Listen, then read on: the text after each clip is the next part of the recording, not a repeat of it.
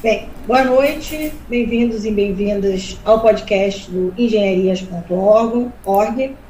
É um prazer ter vocês aqui conosco. Hoje nós vamos falar de um tema muito importante, um tema que está em alta por um motivo que a gente não deve celebrar, né? Afinal de contas, é uma guerra, o conflito entre Rússia e Ucrânia, mas esse conflito trouxe à pauta uma questão importante para a economia brasileira, que é a dependência da nossa produção agrícola da importação de fertilizantes. Então, hoje, o Brasil ele importa 85% dos fertilizantes usados, né, na produção agrícola, e nos vemos diante de uma situação muito delicada para a próxima safra. Então, hoje, o tema desse podcast é importações, autossuficiência e produção de fertilizantes em território. Um tema que impacta diretamente a economia brasileira, principalmente o setor de agronegócio, como eu já falei, que é responsável por mais de 20% do nosso PIB.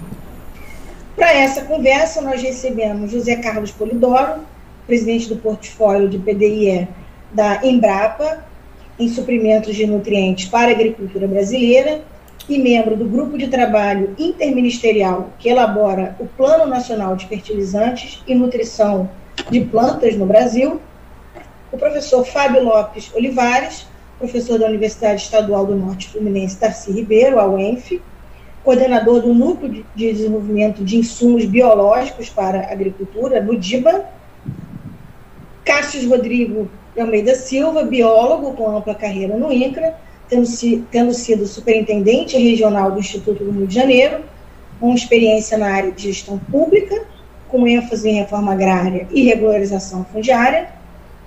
Everaldo Zonta, diretor do Instituto de Agronomia da Universidade Rural e coordenador do Laboratório de Estudos das Relações Solo-Planta da Rural e do Centro de Estudos e Análises Agropecuárias e Ambientais. E Ana Paula Guimarães de Farias, presidente da Associação dos Engenheiros Agrônomos do Estado do Rio de Janeiro, perita judicial e consultora nas áreas de engenharia agronômica e meio ambiente. E eu, Lara Franco, jornalista, assessora de imprensa, consultora em comunicação, especialista na elaboração de planos de comunicação para empresas do setor público e privado, hoje fazendo essa função de apresentadora de podcast. Já adianto que não sei nada da área, então vocês vão dar uma verdadeira aula sobre fertilizantes, porque é um tema que eu acho muito interessante. E começando, né, do começo, bem do começo, perguntando para o professor Everaldo, por que o agronegócio, a nossa agricultura, a agricultura precisa de fertilizantes, e qual é o papel do fertilizante na produção agrícola? Bem, olá a todos, é um prazer estar aqui. Nara, só para fins e comunicação, o pessoal me conhece pelo sobrenome Zonta, né? Zonta.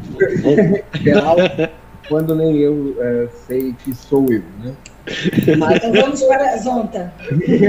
Em função da sua pergunta, a primeira coisa que eu gostaria, e toda vez que eu tenho oportunidade para fazer isso, eu faço efetivamente, né? Quando se fala agronegócio, que foi a primeira palavra que você falou, eu acho, na pergunta, né? Eu gosto de lembrar que o termo agronegócio é um grande erro conceitual, como ele é usado aqui no Brasil, né? O termo agronegócio tem sido utilizado para designar o grande produtor, a agricultura de alto capital, e conceitualmente no mundo ele não é isso, né? Eu tenho o agronegócio no pequeno, no médio, no grande, em qualquer produtor agrícola, efetivamente, que nós temos no país, né? É uma coisa que nós temos que corrigir aí no futuro, né? Vai ser difícil porque as pessoas já estavam numa guerra contra o agronegócio, né? Por ele representar uma classe de produtores aqui no Brasil. Mas por que nós precisamos de fertilizantes, né? Na verdade, nós não precisamos de fertilizantes, precisamos de nutrientes, né? A planta, entre os elementos que ela se utiliza, né? São 14 elementos que são minerais, né? Que são absorvidos pelo sistema radicular e eventualmente pela parte aérea, se for aplicado pela parte aérea, né? E especificamente, né, os mais utilizados, porque a planta acumula em maior quantidade, são o nitrogênio, fósforo e potássio, que é o que nós ouvimos falar todo dia, né? Na agricultura, esses são os 3 principais nutrientes que nós efetivamente utilizamos, ou os produtores utilizam, né? Mas tem todos os outros, correto? E por que nós precisamos utilizar esses nutrientes, né? Precisamos utilizar porque os nossos solos são ácidos. Primeira coisa, os solos brasileiros são muito ácidos, de baixa fertilidade, né? Baixa fertilidade em sua maioria. Então, a primeira coisa que nós precisamos fazer, antes de aplicar fertilizantes, que são os veículos dos nutrientes às plantas, correto? Nós precisamos fazer calagem. Graças a Deus, em termos de calagem, nós temos uma reserva já medida aí para mais de 500, 600 anos no país, né? Então, esse não é o nosso problema, né? Calagem, calcário, nós temos a vontade. O problema são os nutrientes, né? E que são adicionados ao solo via os fertilizantes, correto? E esses fertilizantes, ou adubos, como também são conhecidos, em sua maioria hoje são importados, né? Nós importamos praticamente todo o nitrogênio, né? Com o desinvestimento da Petrobras, né? Nós que íamos para uma produção de 60%, de produção nacional de 60%, de um ano para o outro, nós zeramos a produção de nitrogênio, né? Importamos 95%, 96% do potássio e quase 60% do fósforo, né? Então, hoje, nós importamos nutrientes e veja que coisa, e nós exportamos esses nutrientes depois da forma dos grãos, né? Só que se nós não tivermos essa entrada de nutrientes via os fertilizantes lá dos países do exterior, corretamente, quebra isso. Quebra isso e, com isso, obviamente, a gente quebra a balança comercial do país. E além de poder provocar escassez de alimentos. Perfeito? Nara, eu não sei se era isso efetivamente que você queria saber, né? Mas a importância dos fertilizantes, em resumo, como um todo, é que ela fornece, da fertilização dos fertilizantes, é que eles fornecem os nutrientes que a planta precisa para desenvolver, correto? Para completar seu ciclo de semente a semente e garantir uma boa produtividade, ou seja, uma quantidade de produto por hectare. Então, fertilizante e adubo é a mesma coisa? Fertilizante e adubo são sinônimos, pode ser utilizados normalmente, né? Entendeu? E, aliás, só uma curiosidade, né? A gente já fala dessa questão de fertilizantes que você tocou no início aí, né? Há uns 15 anos que a gente previa que isso ia acontecer, porque a produção nacional não aumentava. E nós tivemos aumento do consumo de fertilizantes, que inclusive levou aí ao aumento da produção, aos recordes de produção. 50% do aumento da produção de grãos no país se deveu efetivamente, né? Se deveu efetivamente ao aumento do uso do fertilizante dos nossos sólidos. E olha, a gente usa doses baixas comparadas com o mundo. Nós utilizamos pouca quantidade por hectare de fertilizantes. E não devemos esquecer que a gente também só aumentou a exportação de carne graças à produção desses grãos, porque esses animais se alimentam desses grãos produzidos, né, pelas culturas anuais. Entendi. Cássio? Nara, boa noite a todos. Boa noite. E o professor Zonta, ele deu 2 destaques aí que eu quero dar ênfase nessa iniciativa, foi do agronegócio e a questão dos fertilizantes. E eu quero destacar o excelente trabalho aí que a Embrapa vem desenvolvendo ao longo dos anos, principalmente na questão da FBM, da fixação biológica de nitrogênio.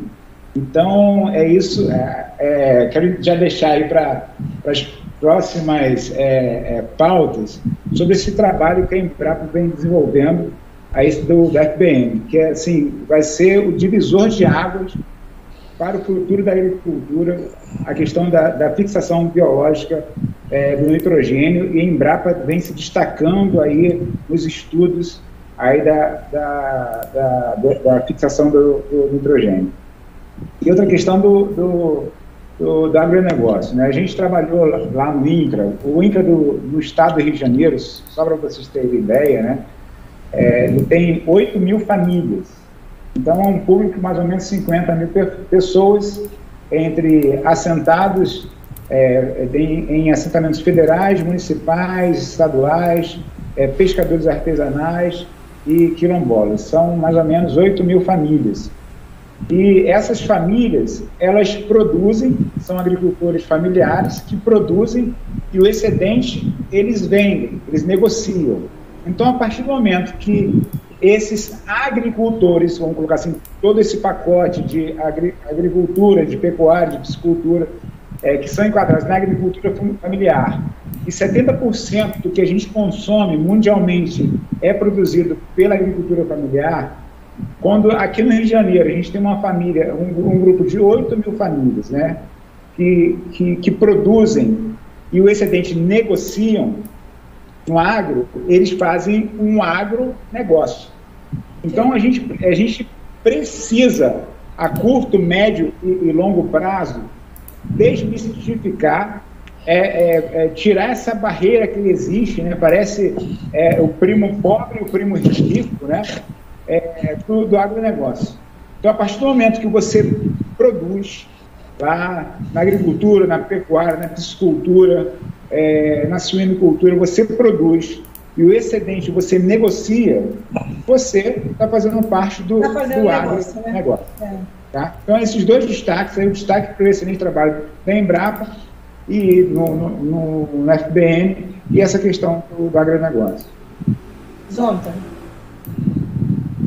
Sim, inclusive a nossa agricultura é a que tem maior eficiência praticamente de fixação biológica de nitrogênio no mundo. O Fábio Olivares, nosso amigo Fabinho, pode perfeitamente discorrer melhor do que eu sobre isso, né? Correto? Em outros países, hoje, para se produzir soja, ainda há complementação, né? Nitrogenada. Mas nós hoje produzimos soja em termos do nitrogênio, né? Porque continuamos a dependência do potássio, do fósforo, etc. Mas em termos de nitrogênio, nós não gastamos 1 grama, efetivamente, desse nutriente soja. E isso faz com que ela seja mais competitiva. Por quê? Hoje gastaria-se, né, aí na base, sei lá, uns $400, uns 200 e poucos dólares com adubo nitrogenado por hectare para a cultura, se não tivesse a eficiência disso. Então, você multiplica isso pelo número de hectares plantados de soja e você vai ver o montante que vai dar em termos de economia. Sim. Correto? Porque o custo do inóculo é baixíssimo em comparação com o custo do adubo nitrogenado, né? Fábio, quer acrescentar alguma coisa? Não, eu vou acrescentar na segunda parte. Não, a parte de insumos biológicos vai ter um momento correto. E aí eu não vou atropelar, senão a gente vai até as 11 da noite. Eu estou sendo aqui contido, né? E deixar para falar um momento mais oportuno. É muito envolvente, né? Eu vou trazer dados em números para isso que vocês acabaram de dizer. Então, vamos deixar. Então, a água escorrer. Vendo aqui o nosso roteiro, né? A gente viu essa dependência. E aí a pergunta é o que falta no subsolo brasileiro ou no setor tecnológico para que a gente seja, se não autossuficiente, menos dependente dessa importação. A gente tem alternativas? Existem estudos nesse caminho? E aí, fiquem à vontade para responder quem... Nada. Mais... Falta para a agricultura brasileira, como um todo, para a agropecuária brasileira, é uma política agrícola. Nós nunca tivemos uma política agrícola sólida nesse país. Existem iniciativas pontuais, correto? O Polidoro vai falar melhor sobre isso, né, do Plano Nacional de Fertilizantes, mas além do Plano Nacional de Fertilizantes, nós temos que ter uma política nacional para a agricultura. Se nós somos um país essencialmente agrícola e a agricultura que mantém a nossa balança comercial hoje, nós tínhamos que ter uma política governamental tão bem elaborada como para outros setores. O agricultor teria efetivamente que ter essa... eu não gosto do termo proteção, mas ao menos esse acompanhamento, essa força de vontade do governo em desenvolver mais o setor. Correto? Esse é meu ponto de vista, né? Algo a acrescentar? Então, eu tenho um comentário rápido na primeira parte da pergunta, né, sobre falta no subsolo brasileiro e tecnologia, e aí você tem uma provocação para mim aqui, né, Nara? Tem alternativas, professor Fábio? Eu já vou responder essa questão específica dentro da segunda questão. Mas eu não sou especialista em geologia, mineração e extração de matéria-prima, né, para a produção de fertilizantes, mas o que eu pesquisei e vi, eu acho que o Polidoro pode ratificar ou não, né, é que hoje a maior preocupação com essa crise conjunta de pandemia mais guerra no leste europeu, o nitrogênio preocupa muito e o potássio preocupa muito, ambos com o mesmo grau de importância. Tá? O primeiro é obtido a partir da síntese de Haber-Bosch e envolve o gás natural. E o segundo é um processo de mineração, né? Tá? Eu me refiro ao nitrogênio e ao potássio. E aí você falou sobre subsolo. Tem um dado que não é meu, é um dado da literatura. O Brasil possui a 7ª maior reserva de potássio no mundo. Olha que interessante.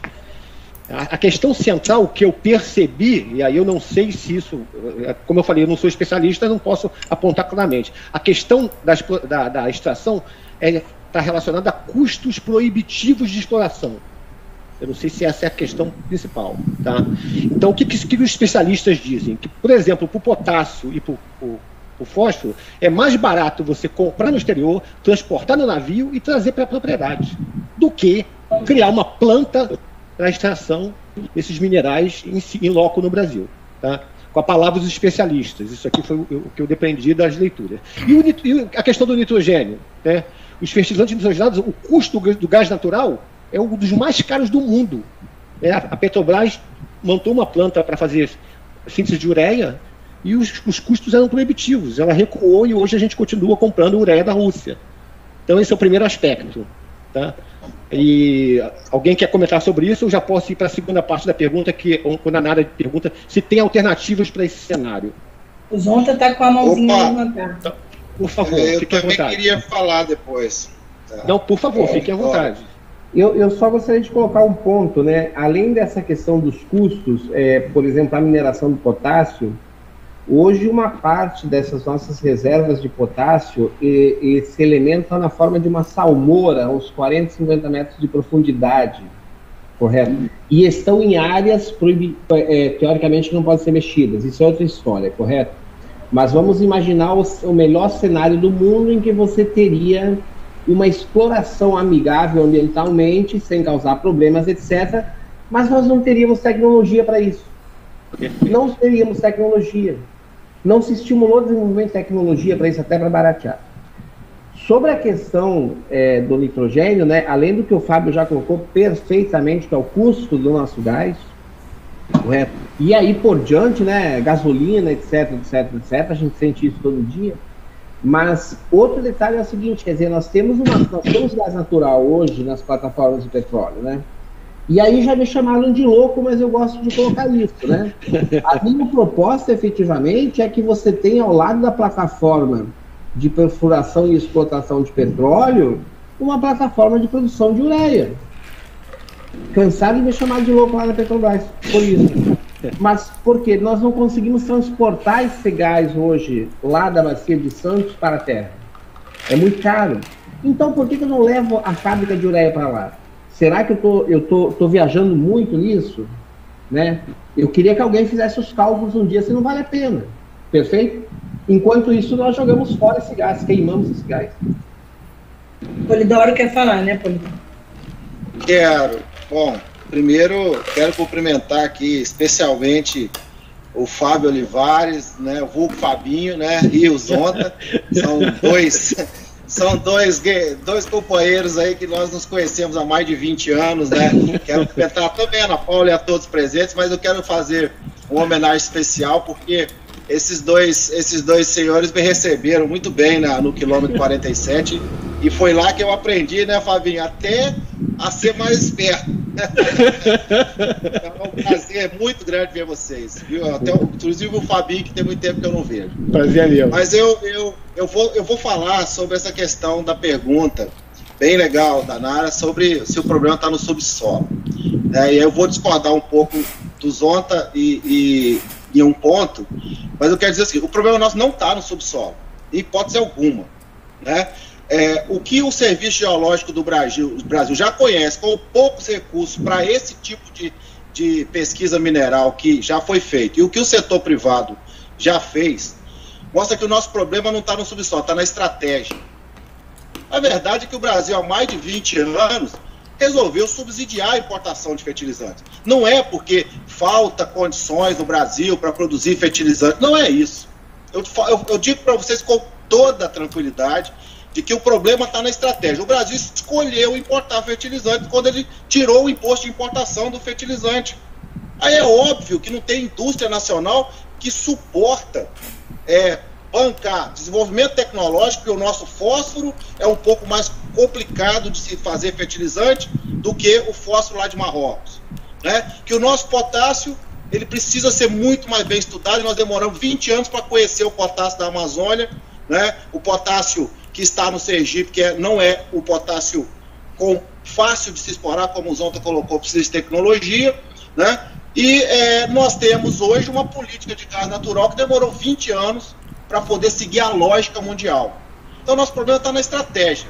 É por isso que, óbvio, daqui a pouco eu vou falar sobre o Plano Nacional de Fertilizantes, mas hoje eu tenho muita tranquilidade, porque nós levantamos isso. Nós temos fósforo para ser explorado, pelo menos por 60 anos, com a tecnologia que existe hoje, para produzir fertilizantes solúveis, super simples, MAP, DAP, dentro do Brasil. A jazida de potássio que tem no Sergipe e a outra que tem lá no Amazonas, especialmente em Altazes, não tem problema de terra indígena, não tem problema de tecnologia para exploração, nem de logística tem. O problema lá foi a morosidade legal, e hoje vocês podem ter certeza de que esse projeto de Altazes deve sair do papel, porque não há nenhum impedimento. E somado essa possibilidade de produzir em Sergipe, mais a Altazes, nós já estamos falando de mais de 30% da demanda nacional. Então, isso que eu queria colocar e dizer o seguinte: a gente precisa desenvolver tecnologia. Eu acho que o Fabinho vai colocar sobre as alternativas, mas o Brasil simplesmente ele resolveu, né, implantar uma estratégia para beneficiar a importação de fertilizantes. E aí deu nessa dependência que nós temos. O fato é esse, né? Aí eu passo de novo a palavra para o Fábio, né, Fabinho? Para você Perfeito. Falar sobre a segunda parte. Everaldo, Zonta, você está com a mão levantada. É porque esqueceu? Desculpa. Não, sem problema. O Wagner por favor, fazer uma observação. Wagner, por gentileza. Olá, gente, boa noite. Boa noite. Demora para entrar na sala aí, tá com probleminha na conexão. Bom, tem um prazer estar reunido com vocês aí da área de fertilizantes. Eu que sou da área ambiental, área de saneamento, eu acabei fazendo uma pesquisa para solucionar um problema ambiental, né, dos aterros sanitários, e nessa pesquisa eu tive um resultado muito interessante na questão de resultado para fertilizantes, né, que foi o caso da remoção do nitrogênio amoniacal. A gente tem aí uma jazida líquida muito grande no território nacional, que está no chorume, né, dos aterros sanitários, dos lixões, e esse chorume, e esse nitrogênio amoniacal no chorume, ele é extremamente difícil de ser removido, e ele traz danos ambientais muito graves, né, com um processo de eutrofização aí dos rios, né, e essa tecnologia que a gente estudou e desenvolveu, ela é capaz de retirar com um alto grau de pureza esse nitrogênio amoniacal e transformar em sulfato de amônia, em fosfato de amônia. E esse trabalho foi até em parceria aí com a UFRJ, né, o professor Cristiano Borges. E quer dizer assim, existe uma tecnologia e um mercado para solucionar dois problemas, né? Um seria a remoção aí do nitrogênio amoniacal, que é um poluente quando lançado em altas quantidades nos corpos hídricos, e uma oportunidade de mercado para ser comercializado, né? E assim, a tecnologia ela foi validada com escala industrial e é realizado através de membranas, né, com separação gás-líquido, né. Então é um processo bastante interessante, bastante validado e é questão de incentivo econômico, né, para colocar uma planta dessa em operação, completamente viável, como a gente estava falando de novas tecnologias, né. Então, Fábio, temos alternativas? Isso, uma ótima pergunta. Nada para uma não entendedora estar fazendo indagações muito... Mas eu queria dizer que eu tive uma ajuda muito importante da Ana Paula, porque, né? Foi bem orientada.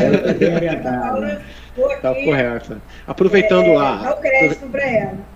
Aproveitando a dupla Ana Paula e Nara, eu quero parabenizar os colegas pela simbologia desse dia, né? Um dia de luta para igualdade de gênero, né? Se tem uma coisa que eu tenho certeza é que eu não teria, ainda bem que eu nasci homem, porque nascer mulher não é uma tarefa, eu sou muito covarde para ser mulher, então eu estou bem colocado como gênero masculino, eu sobrevivo melhor nessas condições. Mas parabéns por esse dia. Então, em relação a essa segunda parte da pergunta, se temos alternativas, né, Nara, para autossuficiência ou redução da dependência. Então, aqui eu vou ser bem generalista, porque isso inclusive está dentro do Plano Nacional de Fertilizantes, que nós temos aqui o privilégio de ter o Polidoro aqui, que trabalha na discussão direta, na formulação de políticas, inclusive apontando caminhos para que a gente possa estabelecer a melhoria da eficiência, né, do uso dos nutrientes na agricultura, né?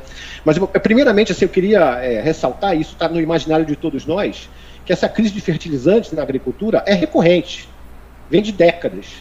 E ela só está acentuada agora por dois eventos dramáticos.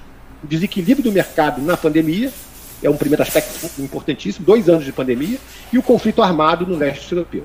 Então isso trouxe essa efervescência ao ponto de a gente ter discutido isso num podcast, né? No que tange as alternativas, Nara, se nós formos olhar para universidades, institutos de pesquisa público e privados, cooperativas e a própria experiência dos agricultores locais, né, esse grupo de atores gerou nos últimos 30 anos uma série de conhecimentos e tecnologias para reduzir a dependência externa por importação de fertilizantes, né? E aí, se você olhar no conjunto das estratégias delineadas pelo Plano Nacional de Fertilizantes, pelo PNF, e à luz, até, Polidoro, você me desculpa, à luz da minha análise, lá eu percebo que daquelas linhas temáticas que vocês propõem, eu percebo que existem majoritariamente 2 conjuntos de tecnologias. Isso eu pensei lendo o plano e avaliando o que a gente tem disponível no mercado. Quais seriam esses 2 conjuntos de tecnologias? Uma seria um conjunto de tecnologias emancipadoras. E nós vamos entender já o porquê tecnologia emancipadora. E um outro conjunto de tecnologias que melhoram a eficiência do uso de fertilizantes aplicados. Eu chamaria elas de tecnologias mitigadoras. Então vamos sair do discurso conceitual, vamos colocar contexto.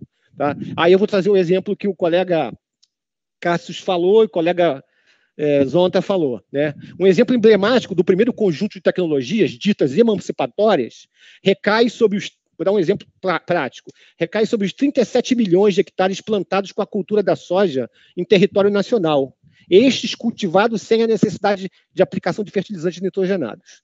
Então, o ano agrícola passado, 37 bilhões de hectares com soja, nenhuma grama de fertilizante nitrogenado.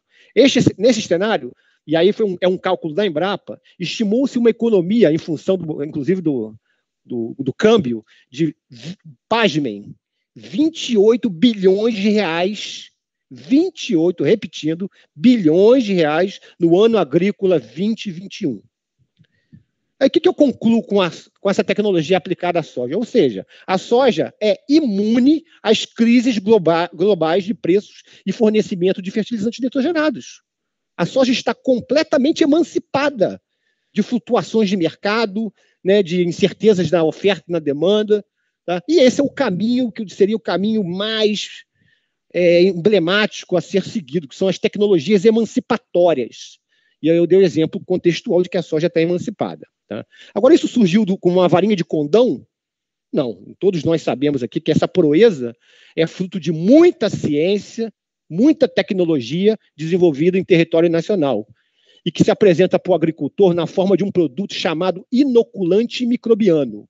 Então, o produto que faz com que esse trabalho seja feito na soja, né, que emancipe a soja para nitrogênio, se chama inoculante microbiano, que é formulado a partir de bactérias fixadoras de nitrogênio do ar, que se associam intimamente às raízes da planta.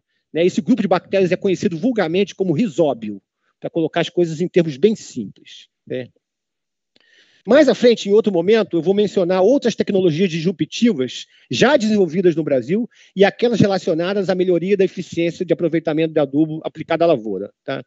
Ou seja, Nara, a mensagem é: existem tecnologias consolidadas nesses dois grupos, tecnologias emancipatórias e tecnologias mitigadoras, para imediatamente resolver parcialmente a questão. A gente volta a discutir esse tema depois. Algum comentário dos colegas? Entendi. Corrigindo aqui uma falha minha, que eu não apresentei o Wagner, que o Wagner chegou, estava com problema, então depois, gente, o Wagner Ribeiro, tecnólogo em saneamento ambiental, engenheiro ambiental, formado pela Unicamp, ele trabalha há mais de 20 anos na área ambiental e ele atua no tratamento e no desenvolvimento de novas tecnologias para tratamento de chorume e aterros sanitários. Então, Wagner, você me desculpa, mas eu estou corrigindo aqui a falha.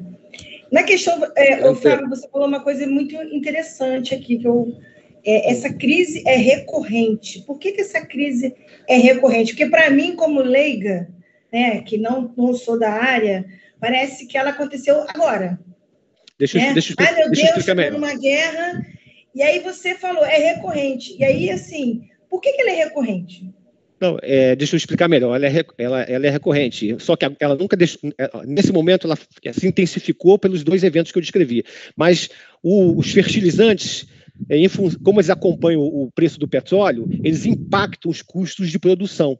Então, recorrentemente, o agricultor entra em desespero. E aí eu quero apontar claramente para os colegas que essa história dos grandes agricultores buscarem bioinsumos não é porque eles amam a tecnologia, é porque o bolso está doendo demais. Está doendo demais o bolso. E quando o bolso dói demais, eles buscam as alternativas. Então, a gente que já trabalha, já milita nessa trincheira de insumo biológico desde a década de 90, Polidoro não me deixa mentir, Zonta não me deixa mentir, agora está enxergando isso com toda a naturalidade. Né? Os grandes produtores estão sedentos por tecnologias ligadas a insumos biológicos para a agricultura. Tá? Agora, quando eu falei da recorrência, Nara, é porque a flutuação dos preços em função dos preços de mercado. Tá? Polidoro, nós estamos num momento agudo da crise. Agudo, né? Entendi. Né? Agora está mais agudo em função desse conflito. Polidoro, você quer comentar? Está com a mão levantada? Eu vou comentar o que o Fábio falou da crise ser recorrente. O setor de fertilizantes, ele é um setor que é concentrado em grandes corporações e que tem, principalmente no potássio, um número muito reduzido de players mundiais. E essa crise ela é cíclica. Em 2008 aconteceu a mesma crise. E o motivo foi o quê? Foi uma ameaça de oferta de potássio por uma empresa russa que ela diz que houve um acidente que inundou uma das principais jazidas de potássio do mundo, que não tem nem 10 jazidas mundiais de potássio, infelizmente, com a matéria-prima que nós temos hoje. Daí a importância de nós termos desenvolvimento tecnológico para viabilizar outras fontes de potássio, seja terrestre, seja marinha, qualquer que seja nos resíduos, né, como o Wagner bem colocou para o nitrogênio, o potássio também é possível, né, mas é por isso, é um mercado concentrado, que é dominado por poucas empresas, e elas ciclicamente aproveitam, por exemplo, crises mundiais, né, como aconteceu em 2008, aconteceu agora, para elevar os preços, e os preços não voltam mais ao patamar anterior.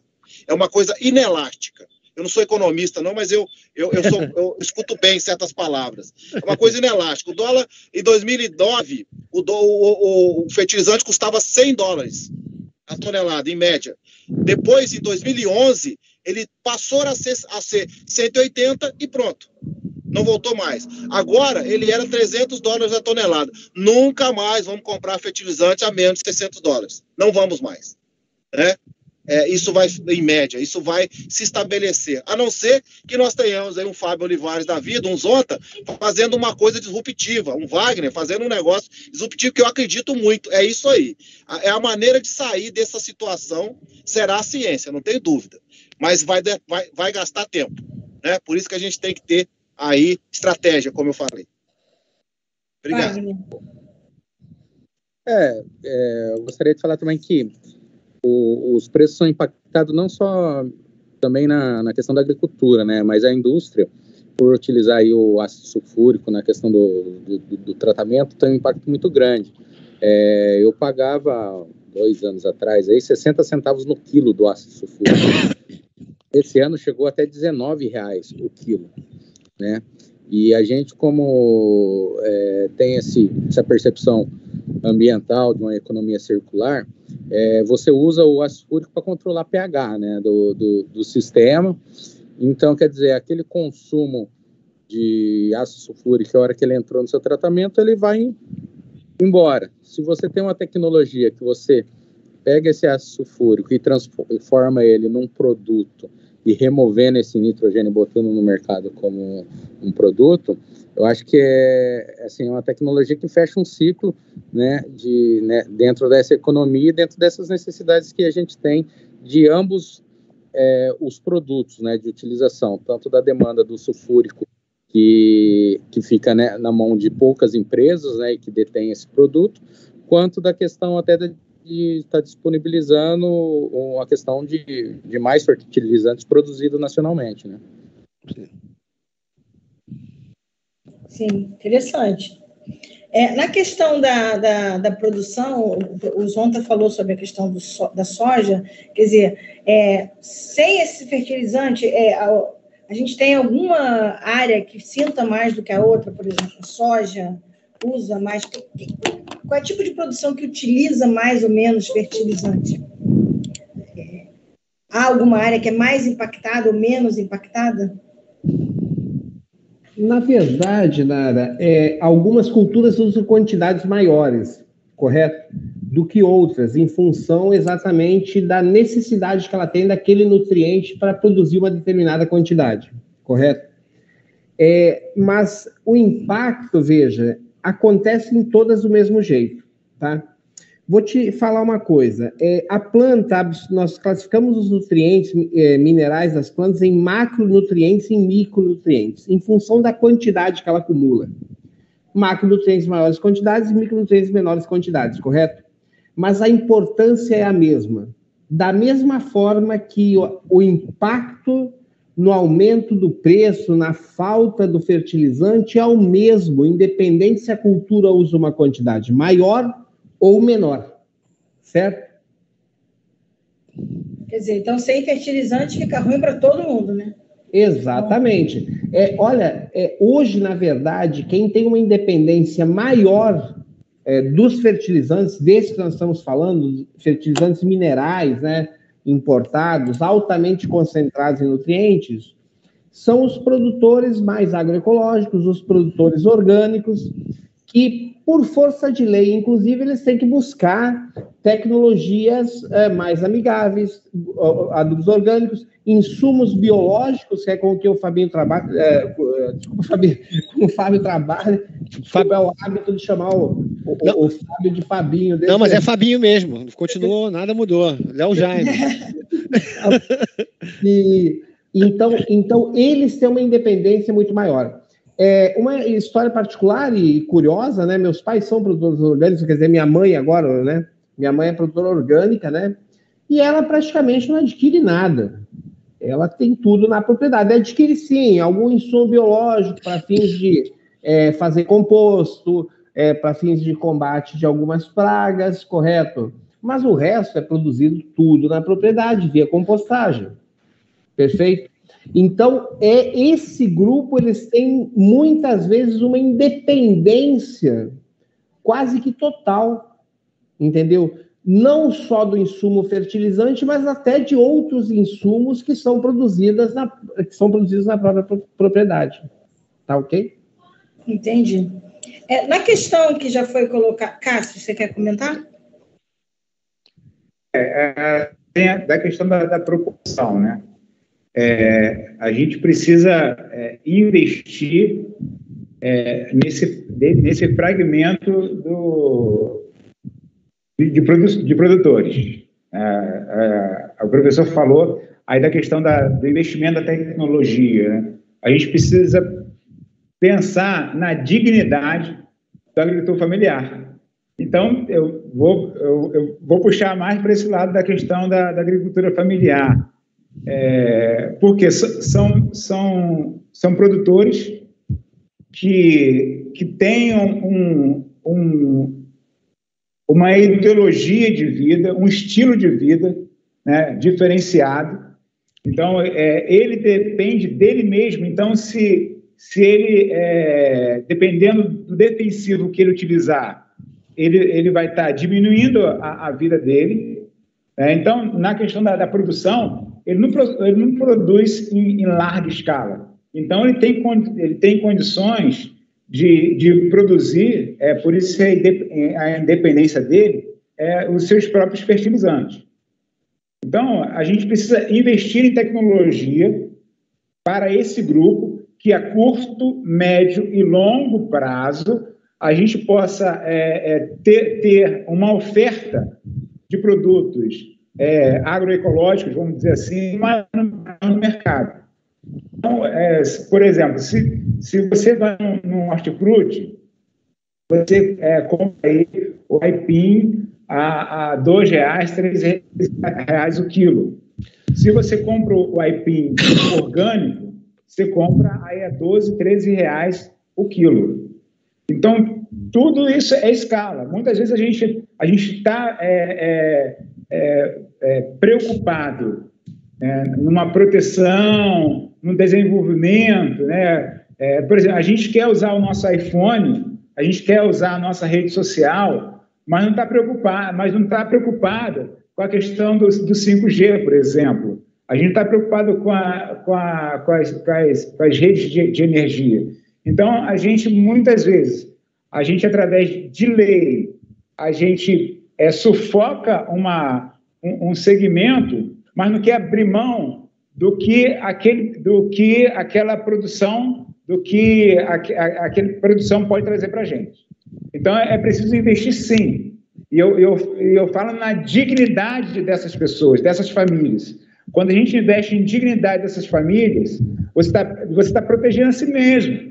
Porque se a cidade está consumindo o que o campo planta, quanto mais eu invisto no campo, nem que seja vamos dizer assim, uma palavra forte, né?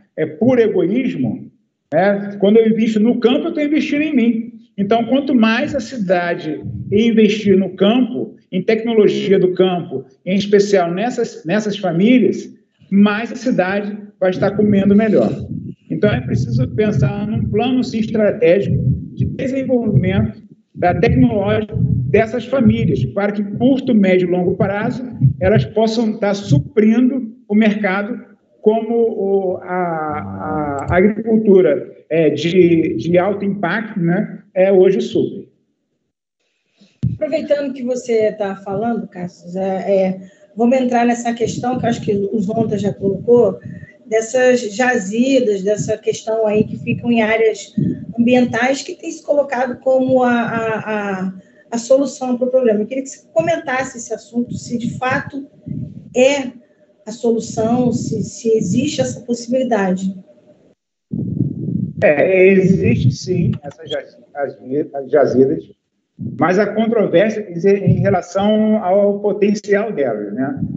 Lá no Amazonas, você fala em atender a demanda do Brasil de fertilizantes potássio, mas outras fontes dizem que ela atenderia apenas 25%. Então, eu não sei de verdade se são 25% da demanda nacional ou se ela poderia atender a toda a demanda nacional. Então, esse assunto, ele veio à tona agora, depois da guerra da Rússia, mas essa jazida, ela existe, ela está, vamos dizer assim, né, dentro, né, de uma terra indígena. Então, por isso, essa questão não é tão simples. O Ministério Público Federal, lá no Amazonas, ele é muito atuante, né? Eles têm um grupo de procuradores especializados nessa questão agrária, indígena, quilombola. Então, é um grupo de procuradores muito atuantes, muito atuantes. Tanto é que eles estão lá com um desafio lá na BR, que não consegue avançar por causa dessa questão de licença. Então, vai ser difícil, sim, é um desafio muito grande para poder resolver, e não vai ser assim de uma hora para outra, né? Quando você pensa na questão de agricultura, não é, o alface, por exemplo, leva 28 dias para você plantar e colher. Então, quando você fala dessa questão, aí envolve licença ambiental, terra protegida, não é uma questão que a gente vai resolver uma simples canetada, assinatura simplesmente. Eu penso que tem que ter uma força-tarefa muito concentrada do governo federal, estadual, parlamentares do Estado, toda a bancada nacional, porque isso afeta a todos os estados produtores de grãos. Eu acredito que é viável, sim, mas é uma batalha, vai ser uma batalha muito grande. Mas teríamos tecnologia para fazer essa extração? Como o professor Zonta falou anteriormente, assim, teríamos condições de fazer essa extração, enfim? O Polidoro indica que sim, né? Pelo que eu deprendi da resposta dele. Entendi. Mas eu não sei se ficou... Não, os dados que eu tenho... quando você fala as informações que eu tenho, nós não teríamos tecnologia ainda para extrair esse potássio especificamente. Eu não sei se o Polidoro falou desse potássio que está lá na reserva indígena, né? Não, qual potássio vocês estão falando? Porque potássio em reserva indígena eu nem conheço, eu não sei dessas reservas, né? Porque no Amazonas e Altazes não está em reserva indígena, está em área que não tem conflito com terras indígenas, nem conflito ambiental. E a empresa que tem as licenças em Altazes, a Potássio do Brasil, ela tem a tecnologia, tanto é que ela está prestes a montar a fábrica, não tem limitação tecnológica. Não. As limitações eram outras, né? Não tem nada disso. Isso é algo que está muito bem esclarecido ultimamente nos relatórios da própria empresa, né? E na ANM, né? Então, não tem limitação nesse tipo de exploração da silvinita na bacia amazônica em Altazes. Exatamente. O que a gente precisa pensar é que já foi falado aqui, o Brasil, há 20 anos, ele fez uma opção de importar. Então, tudo que a gente pensar daqui para frente, e a guerra da Rússia está deixando isso muito claro, e a gente não tem somente o potássio, a gente tem outras riquezas que a gente exporta, vamos botar assim, bruto, e importa beneficiado. Há 500 anos a gente está fazendo isso. O Brasil precisa pensar numa tecnologia de beneficiamento, isso a curto, médio e longo prazo. A gente tem que parar de vender o aipim e vender a farinha da mandioca. Tem que vender o aipim, sim, mas tem que vender a farinha da mandioca, tem que vender o polvilho. A gente precisa inculcar na cabeça do brasileiro, do produtor, que se ele beneficiar, e não somente os produtores, né? As nossas riquezas precisam ser beneficiadas. Porque a gente, falando assim numa linguagem assim, muito simples, a gente vende... vou dar o exemplo aí da mandioca para o nosso ouvinte aí, para entender melhor. A gente vende a caixa da mandioca a R$40 aí, e compra a 1 quilo de farinha aí quase a 15, 20 reais. Então, a gente precisa pensar, a pandemia está mostrando isso, que o que manteve o nosso PIB em cima, quem não parou de produzir 24 horas foram os nossos produtores, a pandemia mostrou isso, a guerra da Rússia está mostrando isso. O Brasil não tem necessidade de ficar dependente de ninguém. A gente precisa pensar assim, e o professor vai falar daqui a pouco do Plano Nacional. Então, a gente precisa pensar nessas coisas que nos aprisionam. Então, a gente precisa estabelecer tecnologias, pensar em tecnologias que beneficiem os nossos produtos brutos, para que a gente possa falar, sim, que nós somos autossuficientes em petróleo, que a gente é autossuficiente em petróleo, a gente é autossuficiente em fertilizantes, a gente pode ser autossuficiente em quase tudo. O Brasil é muito plural, o Brasil é muito rico, o Brasil é muito Brasil, gente. Vamos resolver assim. Bem, já que o assunto já foi antecipado várias vezes e no próximo dia 10, quinta-feira, a Comissão de Agricultura do Senado vai fazer uma audiência pública para falar justamente sobre o Plano Nacional de Fertilizantes. Eu gostaria que o Polidoro desse para a gente um panorama da questão desse Plano Nacional, o que ele é e o que a gente pode esperar dessa audiência pública e até dos próximos passos em relação a esse plano. Ô Nara, o Polidoro, deixa eu só fazer Claro, uma parte na fala do Cássius, né?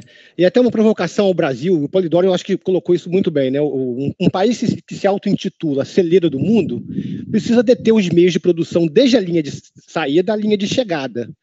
Então, o Brasil, com essa história de celeiro do mundo, esqueceu de combinar com os russos, que precisa, para produzir planta, a gente precisa aplicar fertilizante, né?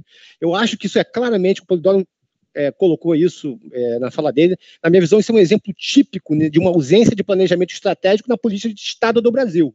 Ponto. Pagamos mico nisso. E estamos pagando mico há muito tempo, né? E aí, o que aconteceu com o Brasil? Por que surgiu essa acomodação? Em parte, eu entendo que a gente tem um mundo globalizado, né? Que é um jogo de xadrez, completamente alucinado, né? O Brasil diz, né, nas suas estimativas, que alimenta 900 milhões de pessoas no globo, né? E ele usa isso como moeda em mesa de negociação. Isso trouxe um conforto para o Brasil, do ponto de vista de, olha, eu alimento 900 milhões de pessoas no mundo, nas últimas décadas. E nesse aspecto, eu acho que a gente cochilou. Só para complementar o que o Cássio falou, né?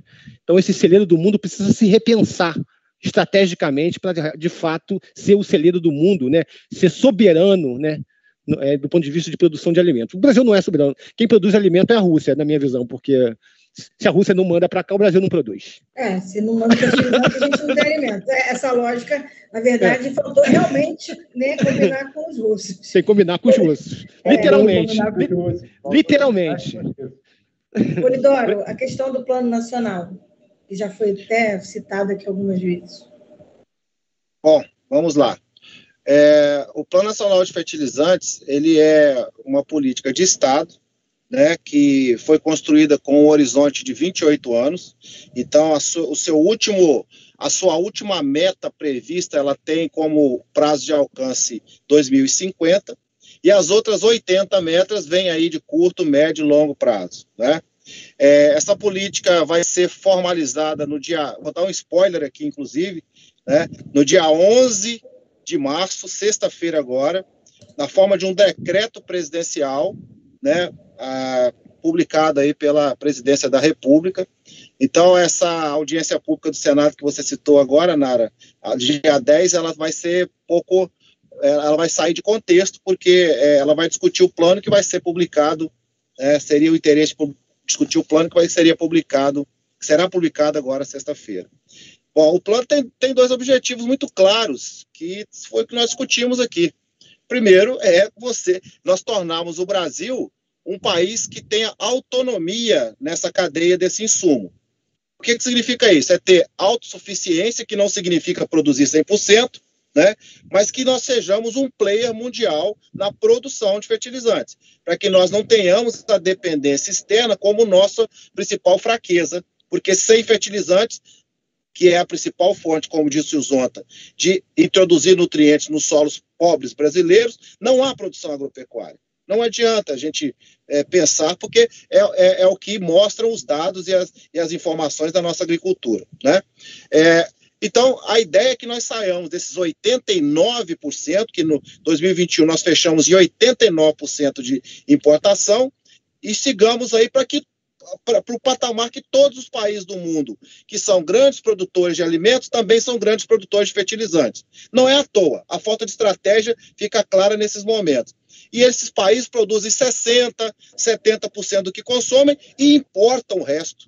Porque tem que importar fertilizante para vender soja, milho, algodão, farelo. E, como diz o Cássio, eu quero também que isso aconteça, que a gente verticalize e passe não a vender só, né, produtos básicos, e vender também produtos industrializados. Mas isso é uma outra história que tem que ser outro momento para discutir.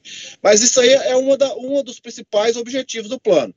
Né? E para isso nós temos que aumentar muito a produção industrial, nós temos que diversificar a oferta de fertilizantes, nessas que o Fabinho classificou aí, né, como disruptivas, como foi mesmo, Flávio? São emancipadoras. Emancipadoras, é isso aí. Nós lá no Plano Nacional de Fertilizantes chamamos de cadeias emergentes. Você tem o NPK e as cadeias emergentes. E o outro objetivo, que é muito afeto a nós aqui, que estamos aí, eu estou há 20 anos nessa luta, né, Fábio e Zonta provavelmente estão ao mesmo tempo, é mais vergonhoso ainda do ponto de vista de estratégia, é que nós importamos 90% da tecnologia em fertilizantes. 90%. Em toda a cadeia, da mineração, da industrialização, até da tecnologia de aplicação, as multinacionais querem nos ensinar como aplicar fertilizante, né? Ao passo que nós temos aí quantas faculdades de agronomia que tem ciência do solo, quantos 1000 agrônomos, hein, Ana, que nós formamos por ano, que conhecem solos tropicais. Não é possível, né? Não é possível, nós entendemos que isso é algo que se deve. Então nós temos que acabar com essa incômoda posição, né, de que nós somos o 74º país do mundo em inovação, e no setor de fertilizante nós devemos ser pior do que isso. Né? O plano está claramente baseado na busca do alcance desses dois objetivos. E ele tem três pilares. É o que nós nos orgulhamos de poder dizer que é uma política pública, né, que tem uma convergência muito grande de entender que não há como você pensar em 28 anos sem você ter um fundamento em ciência, tecnologia, inovação e sustentabilidade ambiental. Porque daqui a 10 anos nós vamos estar tratando em outro nível de tecnologia. Se esse plano não tivesse isso, ele seria um plano que caducaria muito cedo. O outro pilar é diminuir o custo do Brasil, é desburocratizar, é diminuir a carga tributária sobre o investimento, né? Isso são coisas que nós fazemos com medidas políticas, não precisa nem de muita competência para fazer isso, tem que ter a vontade de fazer isso, né? Para vocês terem uma ideia, Altazes, que nós acabamos de falar aqui, que é uma jazida de silvinita, que é mundialmente conhecido, se demorou 20 anos para resolver o problema. Que falasse não pode. Mas não pode ficar 20 anos para dar uma resposta. Hoje, para se ter uma autorização de pesquisa mineral, para depois você fazer, até ter o produto produzindo, você demora 10 anos. País nenhum do mundo faz isso. Então, isso é a burocracia que nos prende. Nós temos que melhorar o ambiente de negócio. E o terceiro pilar, aí sim, a gente com ciência, tecnologia e inovação estruturada, com uma desburocratização, um ambiente de produção, aí nós vamos atrair investimentos. Porque não é o governo que vai bancar o investimento na produção de fertilizantes. Isso é coisa do setor privado. Não adianta querer estatizar como a China, como a Índia, e não adianta também querer enfiar a mão dentro da gestão das empresas, como a Rússia faz. Olha o que nós estamos vivendo no mundo. A China anunciou que não ia vender mais ureia e fertilizante fosfatado para ninguém. Nós esquecemos da China. A Índia já não faz isso, ela tem um consumo altíssimo, e agora veio a Rússia com esse problema da guerra. Então, nós temos que ter um plano de atração de investimento, que as multinacionais falam o seguinte, nós falamos desde o início, para que eu vou produzir no Brasil, se lá já é um pouquinho difícil, porque os recursos naturais não são tão abundantes, tem que ter mais tecnologia, o custo lá é muito alto, e eu posso vender para lá sem imposto. Eu produzo do Catar e mando tudo para o Brasil, nitrogenado. Lá o gás é menos de $1, né? Então, a gente precisa de ter toda uma estruturação para poder o Brasil ser atrativo em termos de atrair investimento? A primeira coisa é eliminar esse descompasso que já foi feito, né, por um convênio 100 a gente chama de convênio 100, né, entre um acordo entre os estados, é a isonomia tributária. O importado vai pagar a mesma coisa do nacional.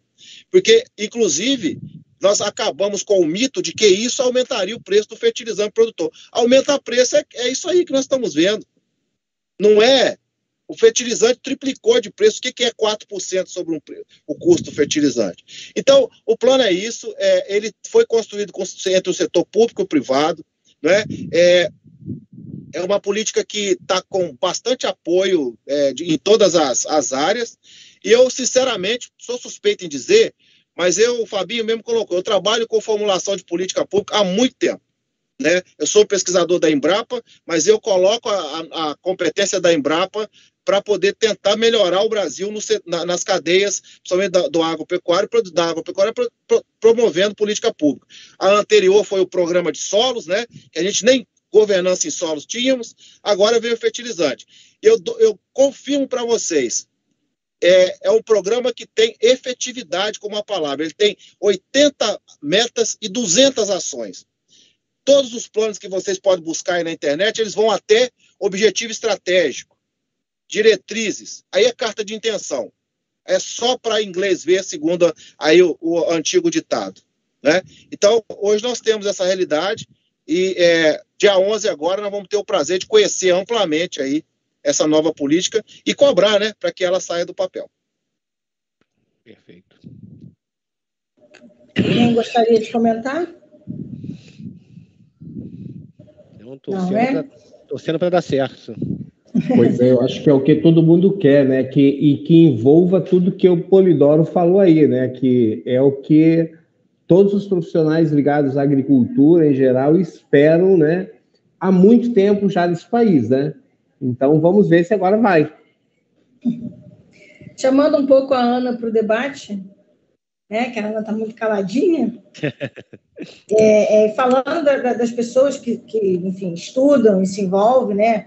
Qual seria o papel dos profissionais da agronomia nesse cenário, né? Nessa iminência aí, né? Já que o Polidoro deu essa notícia em primeira mão, né? A iminência de você ter um plano nacional qual é o papel realmente dos profissionais da agronomia nesse cenário que é muito turbulento, né? Como o Fábio falou, oscila demais.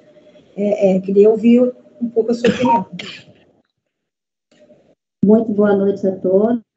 Prazer estar aqui. Obrigada.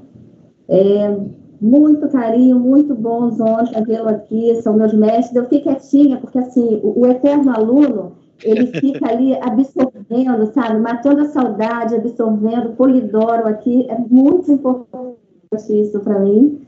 Tá? Como vocês sabem, hoje eu sou presidente da Associação dos Engenheiros Agrônomos do Rio de Janeiro. E nós, profissionais, o que a gente tem que fazer?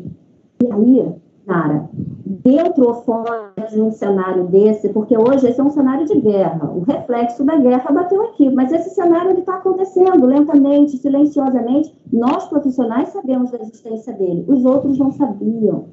O que nós precisamos? Nós precisamos apresentar ao produtor rural, à sociedade, aos gestores públicos e privados, a importância de uma produção sustentável, para o bem de todos, inclusive da saúde do ambiente. E o Fábio faz pesquisas maravilhosas, me permite aqui também chamá-lo de Fabinho, né? Então, faz pesquisas maravilhosas dessas descobertas que a gente precisa popularizar. As pessoas precisam de acesso, o produtor rural precisa identificar a difusão dessa tecnologia através dos serviços de assistência técnica. Nós precisamos um profissional do futuro do nosso planeta. Mas que profissional pode ser esse? O nosso planeta, ele precisa de um profissional que precisa ser um eterno estudante. Mas um estudante que desde sempre, desde agora, ele não tem que esperar o futuro para fazer a diferença. A diferença já começou há 20 anos atrás. Esses três já sentavam lá em Seropédica, na Universidade Rural, para pensar tecnologias, de biotecnologias, de como desenvolver insumos biológicos, como levar uma outra forma de fazer agronomia, de fazer produção de alimentos sem degradar o ambiente. Então, a gente tem que aprimorar cada vez mais esse profissional, ele tem que estar muito atualizado. Isso é uma das funções, inclusive, da associação. A gente está sempre fazendo cursos de atualização profissional, porque a gente precisa de um profissional assim, antenado, sabendo do que está acontecendo, na expectativa de quê? Fazer produções sempre associando a conservação da água e do solo com a viabilidade econômica, é claro. Se não tiver viabilidade econômica, não tem. Mas a gente tem que buscar isso tem que ser perseguido o tempo todo. O atendimento técnico na área desse profissional, ele tem que ter extensão rural, ele tem que ter gerência rural. O nosso produtor rural, por vezes, e aí eu me reporto ao pequeno, porque o grande, ele paga um profissional para dar orientação a ele paga um contador, ele paga uma série de profissionais para darem suporte, ou ele prepara os filhos para isso, os filhos retornam à produção, à atividade no campo deles. Mas aqui, eu vou dar como o Rio de Janeiro, o nosso filho do produtor, ele não quer ficar, ele ganha mais quando ele vende picolé na praia. Ele ganha mais quando ele faz outros serviços, porque quando ele está lá na roça trabalhando, que ele ajuda o pai a produzir, ele não tem como escoar essa produção, porque vem uma chuva e leva a estrada. Vem algum outro mercado mais forte, despeja na Ceasa uma série de produtos, e como a produção dele é menor, ele não tem competitividade. E aí, o cara tentou falar aqui sobre a questão da agregação de valor. A gente precisa, a todo tempo, principalmente aos agricultores familiares, agregar valor a esses produtos, para que eles fiquem mais rentáveis ao produtor, para que se justifique a manutenção do campo, principalmente em locais como o Espírito Santo, Rio de Janeiro, em que nós temos áreas menores, mas um número muito significativo de pessoas que vivem dessa produção, e eles querem dignidade, eles não são pedintes, eles querem produzir, entendeu? É isso que eles querem o tempo todo, eles querem produzir, eles querem fazer parte de um contexto. Então, o atendimento do nosso técnico, ele tem que ser técnico, para a questão da produção propriamente dita, a extensão rural e o gerencial. Ele deve a todo tempo transferir ao seu público conhecimento, sobretudo despertar esse interesse de produzir preservando, propor manejos de produção apropriada a cada condição de campo. No Rio de Janeiro, nós temos a serra. A nossa maior produção vem da região serrana, e como é difícil produzir na serra. Mas a vai lá, prepara o solo e produz.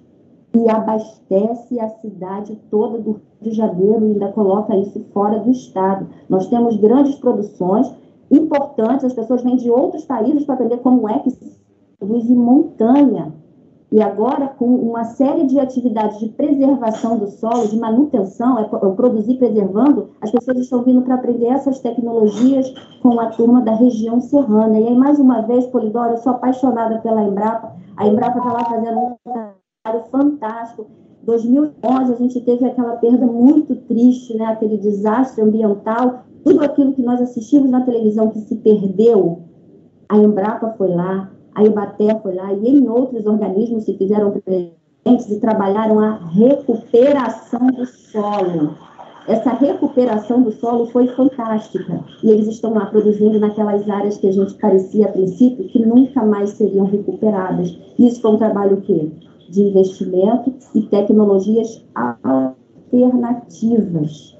Isso foi muito importante para o Rio de Janeiro. Então, o Rio de Janeiro, ele consegue mostrar resultado, ele consegue mostrar trabalho, o seu produtor consegue mostrar a essência do que ele está fazendo lá. Mas a gente precisa de mais investimentos. Cadê o nosso trabalho de assistência técnica? Quantos profissionais estão hoje aí sem espaços de trabalho? Estão buscando outras atividades por fazer.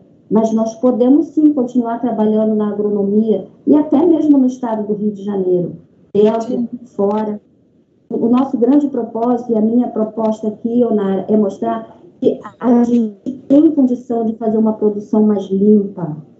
Nós não vamos banir os fertilizantes de um minuto para o outro da nossa vida, mas a tecnologia, elas precisam ser perseguidas, elas precisam ser buscadas através dos institutos de pesquisa e serem difundidas entre os produtores, independente do tamanho dessas áreas, pequenas, médias ou grandes, todos são investidores rurais. O produtor quer, ele investe tempo, ele investe a saúde dele, ele vende um carro, pega aquele dinheirinho, compra tudo de produto, compra semente, compra os insumos, compra ferramentas, ele investe tudo numa produção e ele aguarda ansioso por aquela colheita. Ele é um eterno produtor, ele é um promotor de um agronegócio, numa escala menor, mas o é. Então, é isso que a gente não pode deixar passar. Fazer sempre essa otimização dos recursos naturais, a correção da adubação do solo, irrigação eficiente, a fixação biológica do nitrogênio, e aí eu quero saudar aqui ela que já se foi, mas ela deixou um monte de adeptos e seguidores, que é a Joana Doberani. Joana Doberani, ela fez esse trabalho fabuloso, e lógico que não fez sozinha, mas toda a equipe que trabalhou ali, ela conseguiu trazer vários seguidores, e hoje, se a gente não gasta tanto com adubação nitrogenada, é graças ao trabalho e à dedicação de uma mulher. E isso nasceu lá em Seropédica. Muito boa lembrança. Isso vale muito para o Brasil. E tudo isso passa pela pesquisa e o melhor uso das tecnologias. Esse, profissional que vai auxiliar a passar por esse momento e tornar os próximos melhores. Chamem os engenheiros e as engenheiras agrônomas, eles estão à disposição. Nós estamos aí. Cássio, você quer comentar? Quero sim. Depois de uma aula dessa da Ana, né, ela ficou quietinha ali esse tempo todo. Ficou quietinha, escondendo o jogo. Você vê a grandeza, né? As palavras da Ana, assim, ela não somente completam, né? Ela assim, soma muito de tudo que já foi falado aqui. Eu queria destacar 3 coisas, baseando nisso que a Ana falou. No Rio de Janeiro, a gente vê que a maioria da nossa produção ela está lá na região serrana, né? Será porque é difícil, né? Tudo que é difícil a gente emprega mais valor? Então, onde está a nossa produção? Se a gente roda o estado inteiro. Quando você vai ali, vai do Grande Rio para a Baixada Litorânea até o Norte Fluminense, você vê o primeiro imóvel rural, vamos falar assim, ele começa ali em Itaboraí. Quando você sai da reta de Itaboraí, vai em direção a Tanguá. Ali a gente começa o primeiro imóvel rural. E dali até a até a termoelétrica de Macaé, só tem, em sua grande maioria, pasto. Então, de Itaboraí, você vai margeando a BR, só tem pasto, só pasto. Você encontra a primeira, e na minha opinião, a melhor fazenda do Rio de Janeiro é do Gonçalo, que depois da termoelétrica, ali à esquerda, que praticamente o Gonçalo tem um Embrapa dentro da fazenda dele. O Baixadão. Aí você vai até campo. Oi? Tá mudo, você vai até campo, Baixadão ali, né? É só pasto. Agora você imagina a grandeza da produção do Rio de Janeiro se a gente investisse mais na produção de grãos, na produção de hortaliças, na produção de legumes, verduras, na nossa Baixada, vamos dizer assim, da Baixada Litorânea, no Norte Fluminense, porque você só vê pasto. De Itaboraí, praticamente a Campos, é só pasto, tirando ali aquela fazenda ali do Gonçalo. Então, primeira coisa, a gente precisa investir, sim. O Rio de Janeiro não é somente samba, não é somente futebol. O Rio de Janeiro é agricultura. O Rio de Janeiro é agricultura. Nós temos muita área agriculturável no nosso estado. E segundo ponto, aí, é a questão das engrenagens. Só existe produção agrícola, agrária, vamos dizer assim, se você tem pelo menos 5 engrenagens. Primeiro, você tem que ter o título do imóvel, quer seja ele definitivo ou provisório. Isso a gente falando num termo geral, um imóvel público ou imóvel privado. Quem produz precisa de um título, ou um título de posse, ou um justo título, ou título de propriedade, para dar segurança jurídica. Segundo, quem produz precisa de crédito. A gente precisa desmistificar. A Caixa Econômica está entrando aí com um plano nacional de crédito rural. A gente precisa desmistificar o crédito rural para o nosso agricultor, porque muitas vezes ele acaba ali de sair da sua produção, que é o caso de Serginho lá de Campos, com sua roupa e vai numa agência. Aí, pelo preconceito, pela roupa que ele está vestido, ele às vezes ele é mal atendido pelos gerentes. Então, a gente precisa desmistificar a questão do crédito rural para os nossos produtores. O terceiro é esse ponto que a Ana brilhantemente massificou, é a assistência técnica. O nosso produtor sabe olhar para o céu, sabe olhar para a lua, sabe olhar o vento, o sol e saber que amanhã é dia de derrubar semente. Mas muitas vezes ele tem dificuldade de preencher um contrato para fazer um crédito, um contrato para fazer uma chamada pública de alimentos. Então, ele tem dificuldade, às vezes, para fazer uma correção de solo. Então, ele precisa de assistência técnica. O quarto eixo é infraestrutura.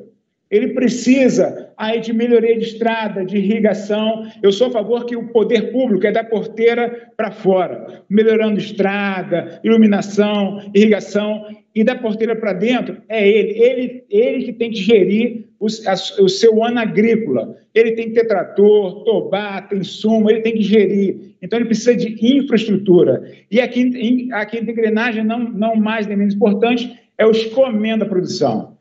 Então, essas 5 engrenagens têm que chegar ao mesmo tempo na propriedade, porque não adianta ele ter título se não tem infraestrutura, não adianta ele ser crédito se não tem assistência técnica, ele precisa de ter essas 5 engrenagens, escoar a sua produção para venda, para feira, para mercado. Então, essas 5 engrenagens têm que chegar ao mesmo tempo na propriedade rural. E o último é a sustentabilidade. Quando a gente pensa em sustentabilidade, a gente fala de meio ambiente. Não, a gente precisa, através de tecnologia, libertar o nosso agricultor, a nossa agricultora, através da sustentabilidade. Ele tem que ser autossustentável. A política pública tem que chegar e libertar ele.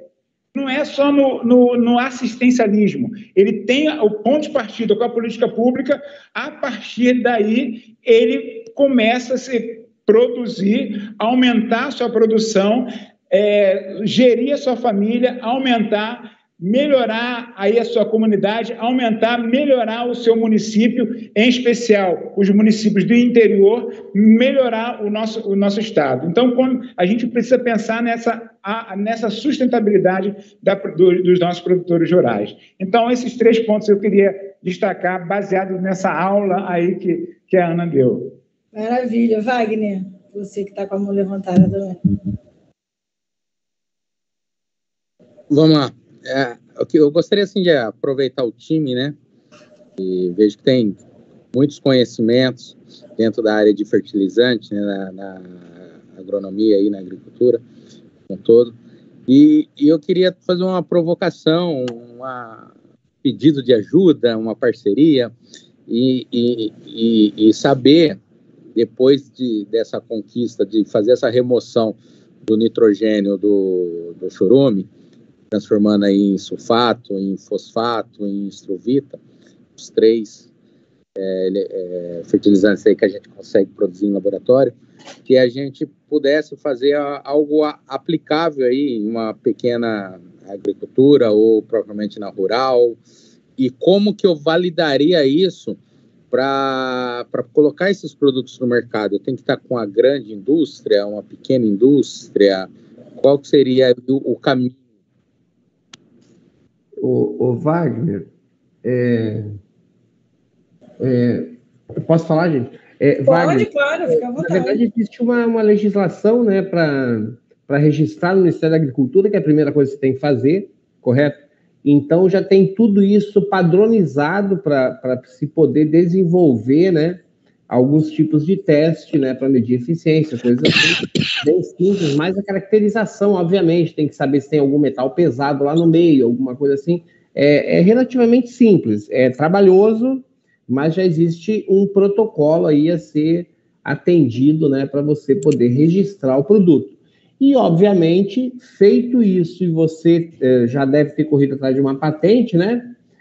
Talvez buscar um parceiro aí dentro desse novo Plano Nacional de Fertilizantes aí, que vai incentivar isso, inclusive, né? Que a gente está esperando buscar uma empresa que resolva fazer isso numa escala muito maior, né? Para aproveitar esse produto. Eu estou trabalhando no momento com chorume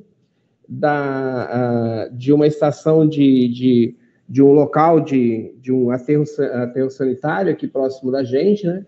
E, assim, a princípio, nos estudos, simplesmente o uso do chorume é maravilhoso, né? Entendeu? Tem um problema lá, é sódio, né? É isso que eu tenho que resolver nesse chorume, especificamente a quantidade de sódio que tem, correto? Fora isso, funciona. Entendeu? Muito sais. Então, e essa tecnologia que eu trabalho e desenvolvo, quando você faz a separação, o sódio não passa pela membrana, porque só sai. Exatamente. Perfeito, exatamente. Perfeito. Depois, então, aí a gente pode conversar tranquilamente. Eu e Polidoro aí trabalhamos muito junto com várias coisas, e nisso também, alguns casos, a equipe da Embrapa, isso é coisa tranquila para se resolver, certo? Legal, porque eu não gostaria de deixar simplesmente... Nem deve, né? Nem deve. Olha só, eu faço um cálculo com os meus alunos, gente, que é o seguinte: o que é a poluição nos valões, nos rios, nas águas pluviais nas cidades? É nutrientes, é carbono e nutrientes, correto? Então, você pega, não vou falar aqui, mas você pega aí uma média de dejetos humanos que cada sujeito produz diariamente, mais os teores que você encontra na literatura de nitrogênio, fósforo e potássio. Pega uma população de 5 milhões de habitantes, multiplica aí por 400, 500 gramas diárias de cada entre resíduos sólidos e líquidos, e pelos teores de nutrientes você vai ver quanto que isso vai dar. Perfeito? Inclusive, por que nós não usamos isso? Né? Ninguém fala... Qual que é o problema? É técnico? Não. Nós podemos compostar isso e resolver o problema. É cultural. Né? Quer dizer, a princípio, nós teríamos que usar numa cultura não alimentar. Está ótimo que se use em cultura não alimentar, se use na cana-de-açúcar para produzir álcool, né? Se use no eucalipto, mas que se use. Perfeito? Sim. Então, temos ainda questões culturais por trás do uso de resíduos, né? Quando você fala isso desse teu adubo nitrogenado que você consegue produzir, muito ambientalista, ele vai criticar porque pode ter algum problema vindo sei lá da onde, ou tenha certeza disso. Entendeu? As pessoas conseguem criticar até uma vacina numa pandemia, né? Quanto mais um... Pois é, fazer o quê, né? Acontece. Agora, vamos à parte que eu estou interessada em tudo, tá, gente? Mas o bioinsumos. De bioinsumos. Gostei muito de bioinsumos. O que é, para mim, que sou super leiga, o que é bioinsumo? O que é um bioinsumo? Bom, vou mergulhar na pergunta aqui. Tem uma série de... Você me apertou aqui em uma série de aspectos, né?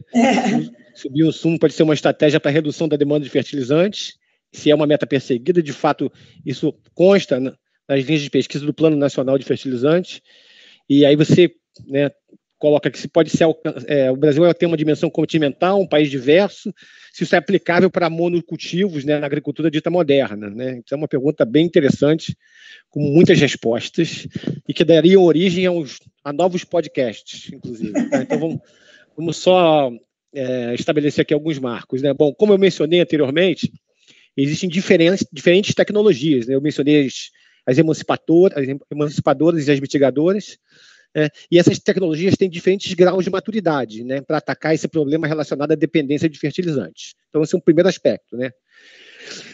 Nesse rol de tecnologias, né, podemos citar aí, isso também está dentro do Plano Nacional de Fertilizantes, né? Nesse rol de tecnologias nós podemos citar, aí para dar alguns exemplos de contexto, né, aquelas que envolvem o desenho de adubos inteligentes. Veja bem que adubo não tem cognição, né? Mas adubos inteligentes, né? Esses adubos inteligentes estão dentro dos fertilizantes que a gente chama de fertilizantes nanoestruturados, fertilizantes organominerais, que é uma lei de trabalho que eu desenvolvo também no NUDIBA, e fertilizantes com diferentes mecanismos de liberação lenta de nutrientes. Então, isso é a formulação de fertilizantes para melhorar a eficiência de uso de determinados elementos químicos, nitrogênio, fósforo, potássio, por exemplo. Há outras tecnologias, né, no rol de tecnologias, né, a gente pode destacar também a aplicação de fertilizantes seguindo preceitos de agricultura de precisão, né, colocar a quantidade de adubo certa no local correto, né, isso está dentro dos preceitos da agricultura mais avançada, né? E o uso também eu vejo muito a Embrapa, né? Conheço muito pouco sobre isso, não sei se algum colega quer comentar, que é o uso de condicionadores de solo com pó de rocha, né? Isso é um aspecto também de pesquisa relacionada a tecnologias para redução do uso da demanda de fertilizantes importados, né? Bom, agora eu vou, né, como a Nara se interessou, eu vou agora falar daquilo que é a sardinha que vem para a minha brasa, né? Uma outra iniciativa nesse rol de tecnologias da pesquisa agrária resulta, é o de fato que eu faço há bastante tempo, há um quarto de século, resulta no desenvolvimento de produtos de base biológica, né? Esses são conhecidos como bioinsumos. E aí, Nara, o que é bioinsumo? Uma definição bem simples de bioinsumo. Bioinsumos são produtos contendo micro-organismos vivos, bactérias, ou fungos, ou leveduras, ou algas, que contém micro-organismos vivos, seus processos e produtos metabólicos. Esses organismos vivos são formulados em diferentes veículos, que pode ser um veículo líquido ou sólido, e que são aplicados na agricultura para a promoção do crescimento vegetal em condições de viveiro, na produção de mudas ou no campo, tá? Então, esses bioinsumos são insumos vivos. Isso dificulta muito a manipulação, e aí a capacitação técnica para trabalhar com isso é algo que precisa ser investido, inclusive, Ana Paula, né? As nossas escolas de agronomia centraram muito seus esforços em desenvolver, né, na visão do aluno, química e física do solo. E a microbiologia foi negligenciada, e não é o caso de Seropédica por influência da Joana Domeraglia, mas se você fizer uma visita às estruturas curriculares, né, dos institutos de tecnologia agropecuária e das principais universidades brasileiras, das 214 que nós temos hoje nesse país capilarizado, os currículos de microbiologia são, para dizer uma palavra suave, bizarros, né? Eles estão descontinuados das tecnologias e dos processos que hoje dependem muito de profissionais com visão em microbiologia. Então, capacitação é uma palavra-chave. Isso tem que se capilarizar não só para a formação de recursos humanos, como também esses recursos humanos vão ocupar nichos no setor produtivo e vão fazer que essa tecnologia chegue ao agricultor. Então, esse é um aspecto fundamental que a Ana até colocou como preocupação. Tá? Em relação a bioinsumos, aqui quero destacar dois mecanismos centrais. Desculpe, isso é um pouco livresco, mas eu faço questão de acentuar isso. Dois mecanismos centrais. Por que usar bioinsumos? O que o bioinsumo faz na planta? Então, tem dois mecanismos centrais no qual a maioria dos produtos foram desenvolvidos. Tá? O primeiro mecanismo, e quais são, desculpa, qual o nome desses mecanismos? Tá? Dois mecanismos centrais relacionados à atividade de micro-organismos na promoção da nutrição de plantas. São eles, efeitos biofertilizantes e efeitos bioestimulantes. Eles produzem o mesmo trabalho final, mas são mecanismos sutilmente distintos. Então, vamos ao primeiro. No primeiro mecanismo, que é o efeito biofertilizante, é um mecanismo direto de fornecimento de nutrientes para a planta. Exemplo, o processo de fixação biológica de nitrogênio. Outro exemplo, a solubilização do P, que está ligado à fração mineral, tornando biodisponível para a planta. Então, o micro-organismo, ele, por sua atividade, ele disponibiliza mais N mais P. Esse é o famoso efeito biofertilizante. Tá? Qual é o segundo mecanismo? Tá? É o mecanismo relacionado aos efeitos bioestimulantes. Tá? Nesse caso, o micro-organismo tem uma atuação indireta na disponibilidade de nutrientes. O que acontece aqui? Os micro-organismos produzem compostos bioativos que interferem na planta no processo de absorção, assimilação e transporte dos nutrientes no corpo da planta. Vejam bem, não é a atividade direta dele que facilita a nutrição nitrogenada, é a atividade dele sobre as células da raiz, que são energizadas, vamos colocar isso entre aspas, e facilita, melhora a absorção dos nutrientes. O nome disso é melhora a eficiência de captação do fertilizante nitrogenado. Então, duas estratégias: a biofertilização, ação direta do micróbio, e a bioestimulação, uma ação do micróbio sobre os mecanismos anatômicos e bioquímicos da planta, que melhora o seu sistema de absorção. Tá? Curioso dizer, né? E aí no caso dos efeitos biofertilizantes, então isso vai causar uma melhoria na recuperação do fertilizante aplicado. Tá? Em relação a esses dois mecanismos, a biofertilização encontra o seu maior exemplo na FBN da soja. A bioestimulação encontra o seu maior exemplo prático, né, numa pesquisa que está muito bem validada do ponto de vista tecnológico em plantas que não formam nódulos. E aí me refiro ao milho, ao sorgo, ao trigo e braquiárias, por exemplo. Então, hoje tem uma tecnologia adotada, tá? E aí quando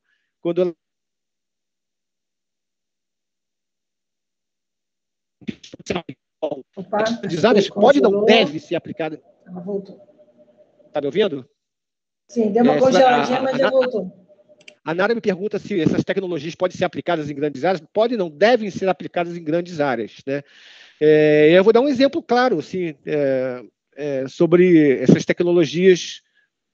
Mais à frente eu vou falar sobre essas tecnologias ou agora mesmo? Mais à frente eu vou falar, tá? Então, a Nara ainda pergunta nessa questão, né, como nós podemos alcançar tal feito em um país continental tão diverso de clima, relevo, e pediu para me considerar ainda a aplicação em grandes áreas, que seria um tabu, né? Uma tecnologia que nasceu voltada para pequenos produtores, para a agricultura familiar, também é outro preconceito curioso, né? Os bioinsumos hoje ganharam o mercado e ganharam poder de aplicação porque estão sendo aplicados em grandes áreas, também em grandes áreas. Tá? Então, para convencer vocês, eu vou usar os números do mercado. Não tem nada mais pragmático que o mercado, né? O mercado não tem ludicidade nem romantismo. Então, como é que está o mercado em relação a bioinsumos, né? Que é o setor, como eu disse, que é o mais pragmático na adoção de tecnologias. Bom, para mostrar, dando um exemplo, só um único exemplo, um exemplo bem assentado em pesquisas da Embrapa, vamos mostrar como a gente já avançou de uma forma bem consistente, né? Primeiro dado de mercado. O mercado de bioinsumo brasileiro movimentou no ano retrasado, o dado é de 2020, cerca de R$1 bilhão. Esse mesmo mercado de bioinsumos cresce a uma taxa anual de 30% por ano. Tá? Esse mercado também aumenta exponencialmente de registro em ativos biológicos no mapa.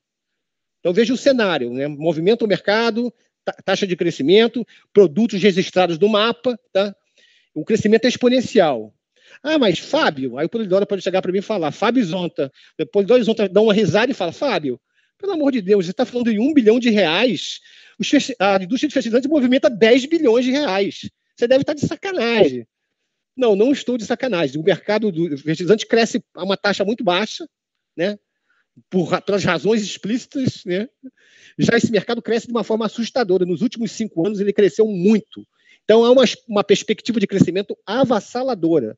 Isso não é entusiasmo meu, isso é assentado em dados. Tá? Como mencionei, é um mercado ainda modesto, né, quando comparado ao mercado de fertilizantes químicos, né?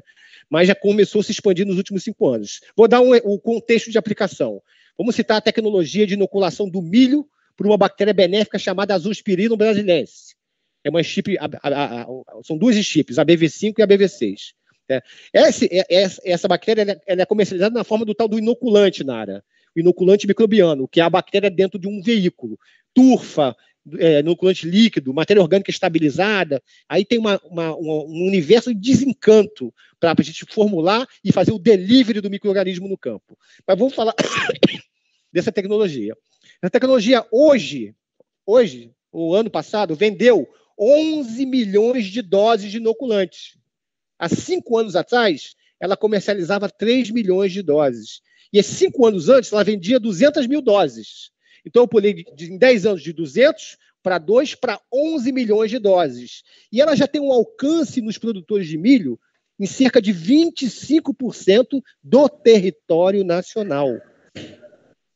Então, está posto que isso é uma tecnologia que já ganhou o mercado, ganhou o produtor, e ela tem sido exponencialmente amplificada. Tá?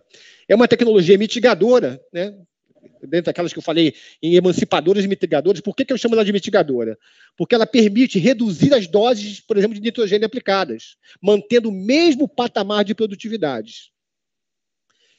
Aí tem uma questão que eu acho bem curiosa de destacar, né? É interessante ressaltar que essas tecnologias tendem a ser mais adequadas para quem pratica agricultura, por exemplo, em monocultura, apoiada em fertilizantes sintéticos. Ela passa a ser mais adequada. E por que ela é mais adequada para esse tipo de agricultura? Já que nos modelos privilegiam naturalmente a dita intensificação ecológica, aí posso citar os sistemas agrodiversos, a agricultura orgânica, já existe uma comunidade microbiana complexa e seus processos já estão naturalmente ativados. Então, eu uso uma forma mais adequada essa tecnologia para ambientes de monocultura, com baixa diversidade microbiana. É nesses que eles têm maior chance de você combinar uma dose mais baixa do nitrogênio com um inoculante e manter a mesma produção. Se eu vou agora aplicar, em vez de aplicar 120 quilos de N em 1 hectare de milho, eu vou aplicar agora 80 quilos mais um inoculante, eu estou usando uma tecnologia mitigadora. Estou reduzindo a dependência do consumo de nitrogênio importado em território nacional. Bom, vou encerrar esse prelúdio aqui, né, essa fala, afirmando que os bioinsumos aí, realmente, isso está posto claramente, os bioinsumos são componentes estratégicos dos novos modelos de produção para agroecossistemas.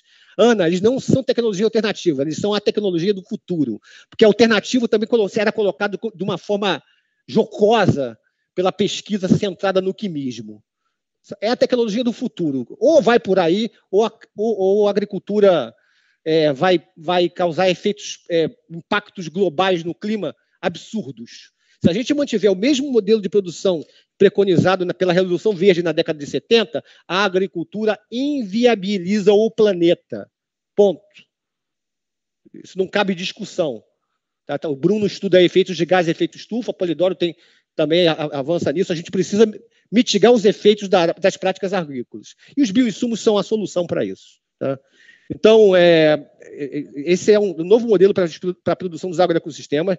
E aí eu destaco seus pilares, que a Ana e o Cássio citou alguns deles. Quais são os pilares do uso de bioinsumos? Uso e valorização da diversidade no Brasil. Isso é fundamental. A gente vai agora valorizar e usar com mais contundência a diversidade em território nacional, principalmente a diversidade microbiana.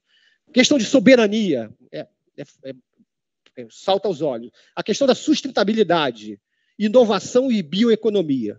Então, esses são os pilares que apontam para uma nova revolução verde para essa agricultura pautada em bioinsumos. Tá? Beleza. Eu podia discutir os entraves para que isso não aconteça, para ela não virar, mas isso vai ficar para um novo podcast. Porque a gente, olha, quando o papo é bom, a gente está quase chegando aqui, a gente está a 1h e 52 minutos e eu sabia. Estou aprendendo muito, mas vou chamar aqui as considerações finais, começando pela Ana, já de antemão agradecendo a oportunidade de participar. Aprendi bastante sobre uma área que assim, eu realmente não conheço, mas como jornalista sabe de tudo, um pouco de tudo, né? Mas, assim, infelizmente, a gente tem que encerrar. Ana, por favor, comece aqui os nossos preparativos para encerrar. Muito bem, Eliara, eu quero agradecer aqui essa oportunidade e, oi, Polidoro, agora que eu estou conseguindo te ver, aproveitar, né, eu esqueci aqui de falar no início, Ana, você não falou, Renato Guimarães, obrigada aqui pelo convite, por ter reunido essa turma maravilhosa, né, Renato, eu sou uma sócia do Renato no engenharias.org, então, assim, o engenharias.org agradece o aceite de vocês para esse momento, e onde nós aqui, acho que foi o Fabinho, ele colocou a questão de só esquecer de combinar com os russos, né? Então, essa coisa de combinar com os russos, né? Nós somos essa grande potência de produção, mas tem alguma coisa que está errada, né? Porque a gente ainda tem isso aqui, ó, vazio, né? É um prato. E esse prato, nós temos 213 milhões registrados, né, uma estimativa de 2021, de uma população, e 118, mais que a metade, ainda tem insegurança alimentar.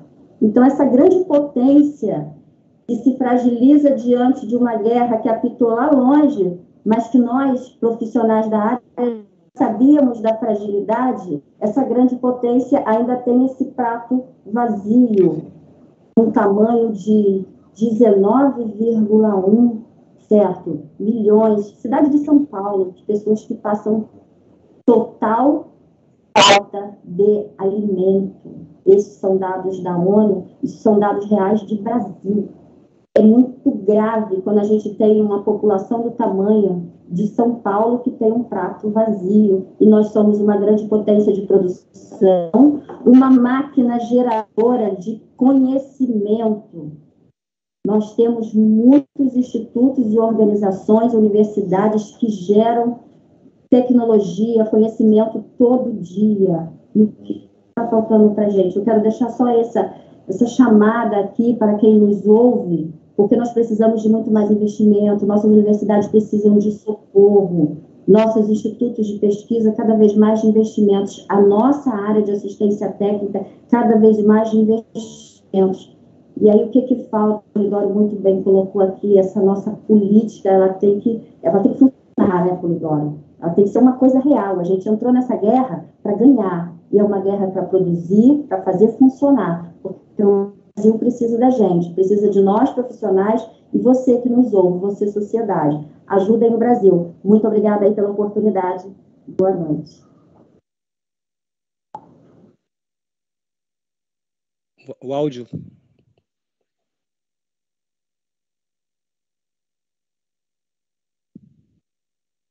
Nada, nós não te ouvimos. Tá. Desculpa, gente, o meu áudio está fechado. Cássio, eu estou indo por ordem alfabética. Cássio, considerações finais. Quero agradecer aí a Ana pelo convite. Me senti muito honrado em participando dessa... Caramba, só tem... Parece até zoológico, só tem fera aqui, né? Só tem...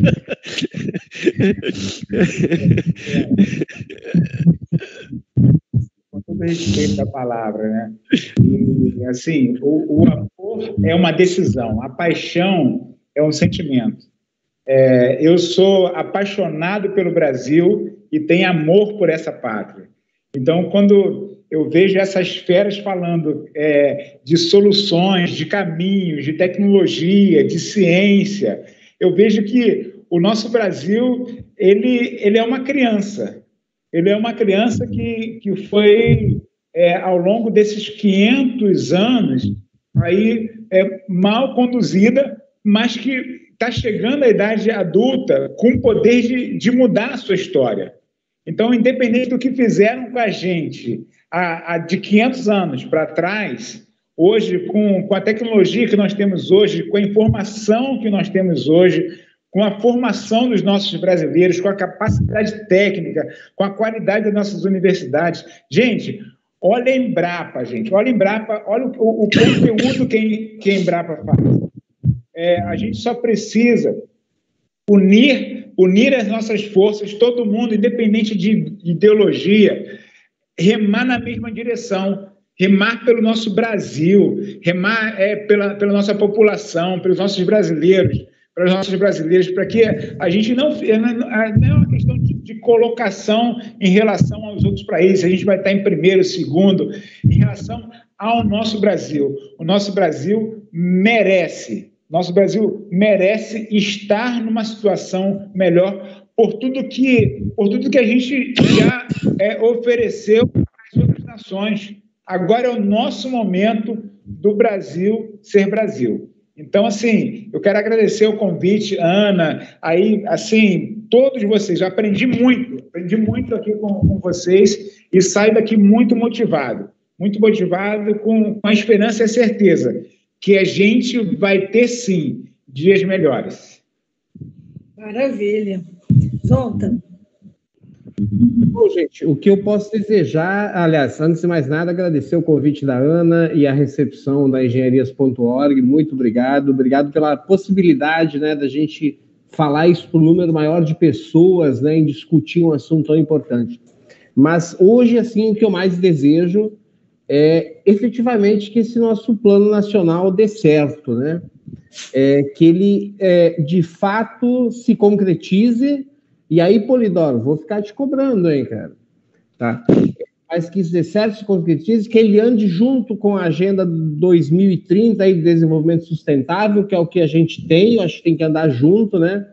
Porque é tudo que a gente precisa, é tudo que a gente aí está há anos esperando, falando sobre isso, lutando para que isso aconteça. Então, e vamos fazer uma corrente aí para que isso se concretize efetivamente. É o que eu quero, e é a última coisa que eu quero falar isso, né? Que dê certo esse nosso Plano Nacional de Fertilizantes.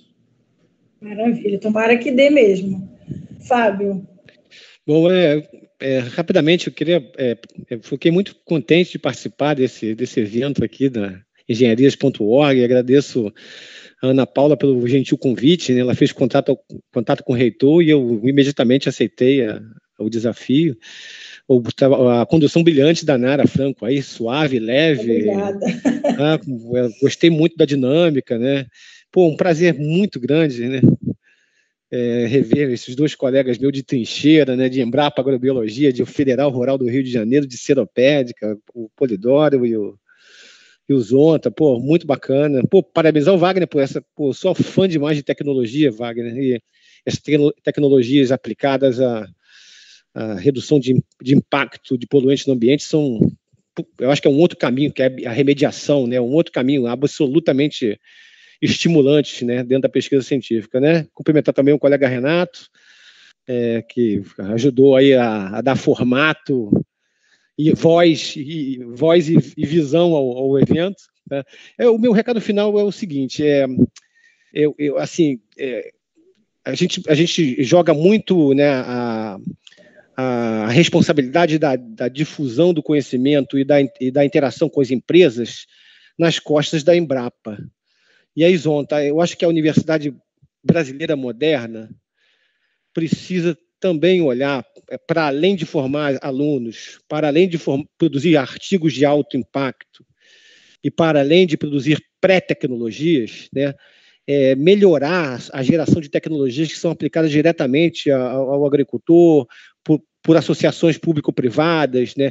A universidade carece, eu não sei como é a rural, mas a UENF é extremamente burocratizada para a interação com empresas, a interação com o privado. Parece que eu estou cometendo um crime quando eu, que penso isso um biológico há 30 anos, tenho um cérebro riquíssimo de ideias e de possibilidades de transformação de processos em produtos para o agricultor, parece que eu estou cometendo um crime quando me aproximo de uma dada empresa. Então, essa responsabilidade também tem que ser das universidades públicas e privadas, porque a Embrapa sozinha não tem fôlego para capilarizar esse território imenso que é o território brasileiro.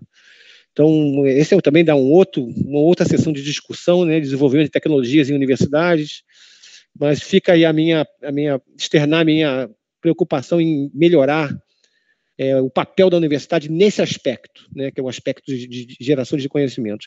Dizem que o nosso papel é só formar. Eu discordo veementemente dessa assertiva. Boa noite, muito obrigado pelo evento, parabéns a todos. Polidoro?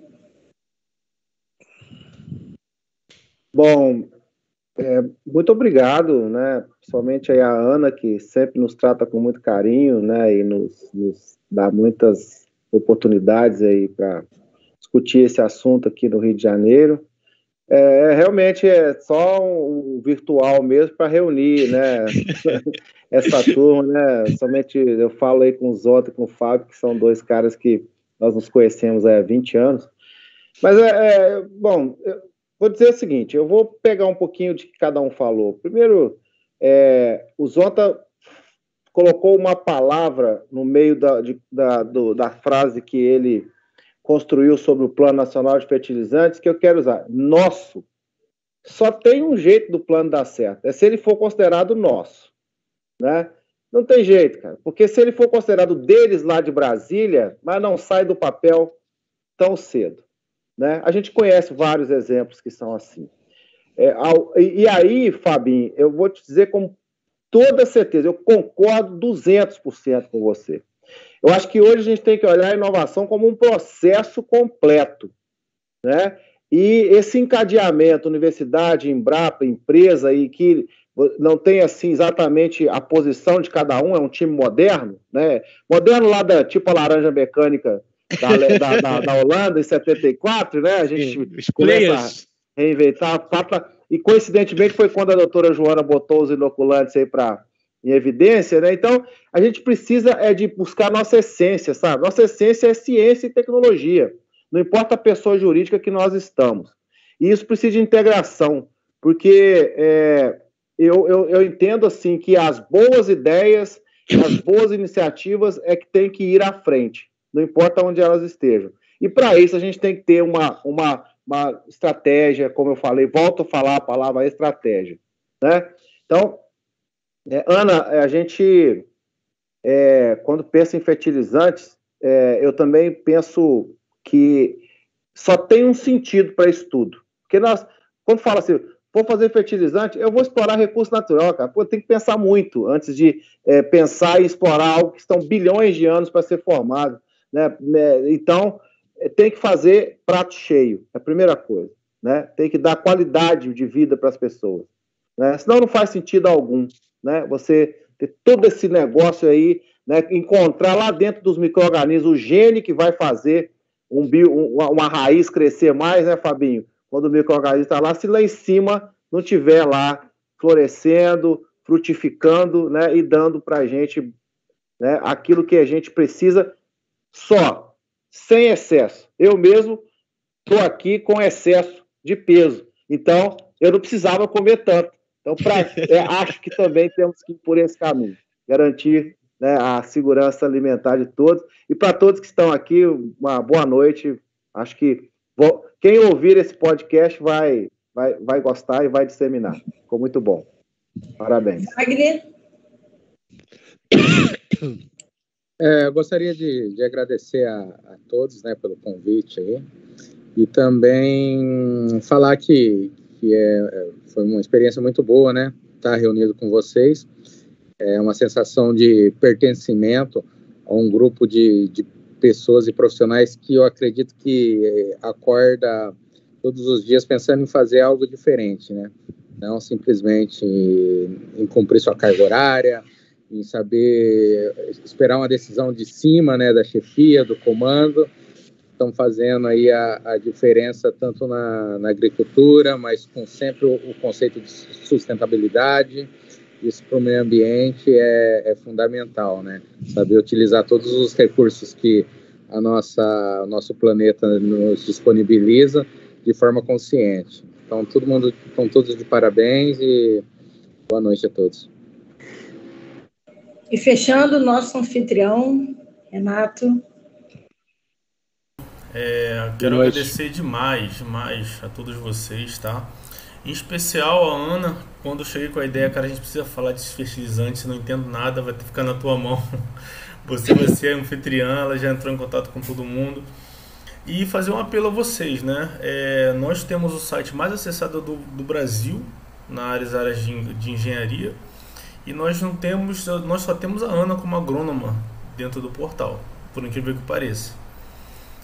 A gente não tem pessoas ligadas diretamente à agronomia, porque parece que por ser engenharias.org as pessoas acham que é só para engenheiro. Na verdade, engenharias a gente já colocou para poder englobar tudo, os engenheiros agrônomos, ambientais, engenheiros de tudo que é tipo de engenharia que existe, né? Hoje tem quase 400 nomes aí de engenharia, envolvendo os técnicos também, tecnólogos, arquitetos também, tudo que envolve engenharia no Brasil a gente está trazendo vocês, né? Hoje vocês podem ficar à vontade para vocês publicarem os artigos de vocês, os vídeos, qualquer tipo de evento, vocês podem mandar para a gente que a gente divulga.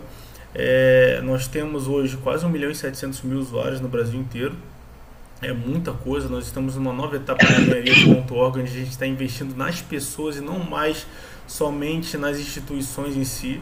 Nós vamos abrir espaço para as entidades de classe, nós vamos abrir espaço para entidades de ensino e a nossa paixão, que é a pesquisa, a gente criou para poder dar oportunidade para as pessoas em si. Então a gente tem pesquisadores aqui, a gente tem pessoas ligadas diretamente. Tem o Wagner aí, que a gente já visitei lá o estudo dele com as membranas, né? Quero conhecer em breve pessoalmente os demais também, tá? E assim, particularmente foi a live com um nível, sabe, que não tem como explicar. Foi um nível muito alto, de pessoas extraordinárias, e eu quero agradecer a cada um de vocês. A Nara, que topou na hora, tá? Já quero até vender um peixe, a Nara, que é assessora de comunicação e imprensa. Ela coloca vocês na mídia onde vocês precisarem colocar, ela faz esse trabalho. E já fica a indicação e o meu agradecimento mesmo, tá? Quero agradecer os meus 2 sócios, a Ana Paula e ao Wagner, são sócios diretos do engenharias.org. E aos demais, espero em breve conhecê-los pessoalmente. É bom o online, mas o presencial tem a energia, né? Tem aquele olho a olho e tal. Eu falei, Ana, tenta o presencial com o pessoal, Ana. Ela, cara, eu não vou nem insistir, porque a galera já está acostumada, o pessoal mora longe. Eu até botei o Wagner na reta, né? Eu falei, não tem problema não, ele mora longe, mas o Wagner passa lá e pega. Que ele vem de Petrópolis, já é longe, ele passa lá e sai pegando todo mundo no caminho. Depois ele despacha todo mundo de novo, não tem problema. Mas o próximo eu espero fazer o presencial com vocês. Eu acho que a energia é diferente, é uma coisa que vai ser bem legal. Vou deixar a Nara finalizar aí, tá? Muito obrigado mesmo, de verdade. Espero conhecê-los pessoalmente em breve. Se presencial tem a cerveja gelada na esquina. É isso aí. Bem, gente, olha, foi um prazer. Eu aceitei o convite porque jornalista é um bicho curioso, né? Falou em novidade, eu já...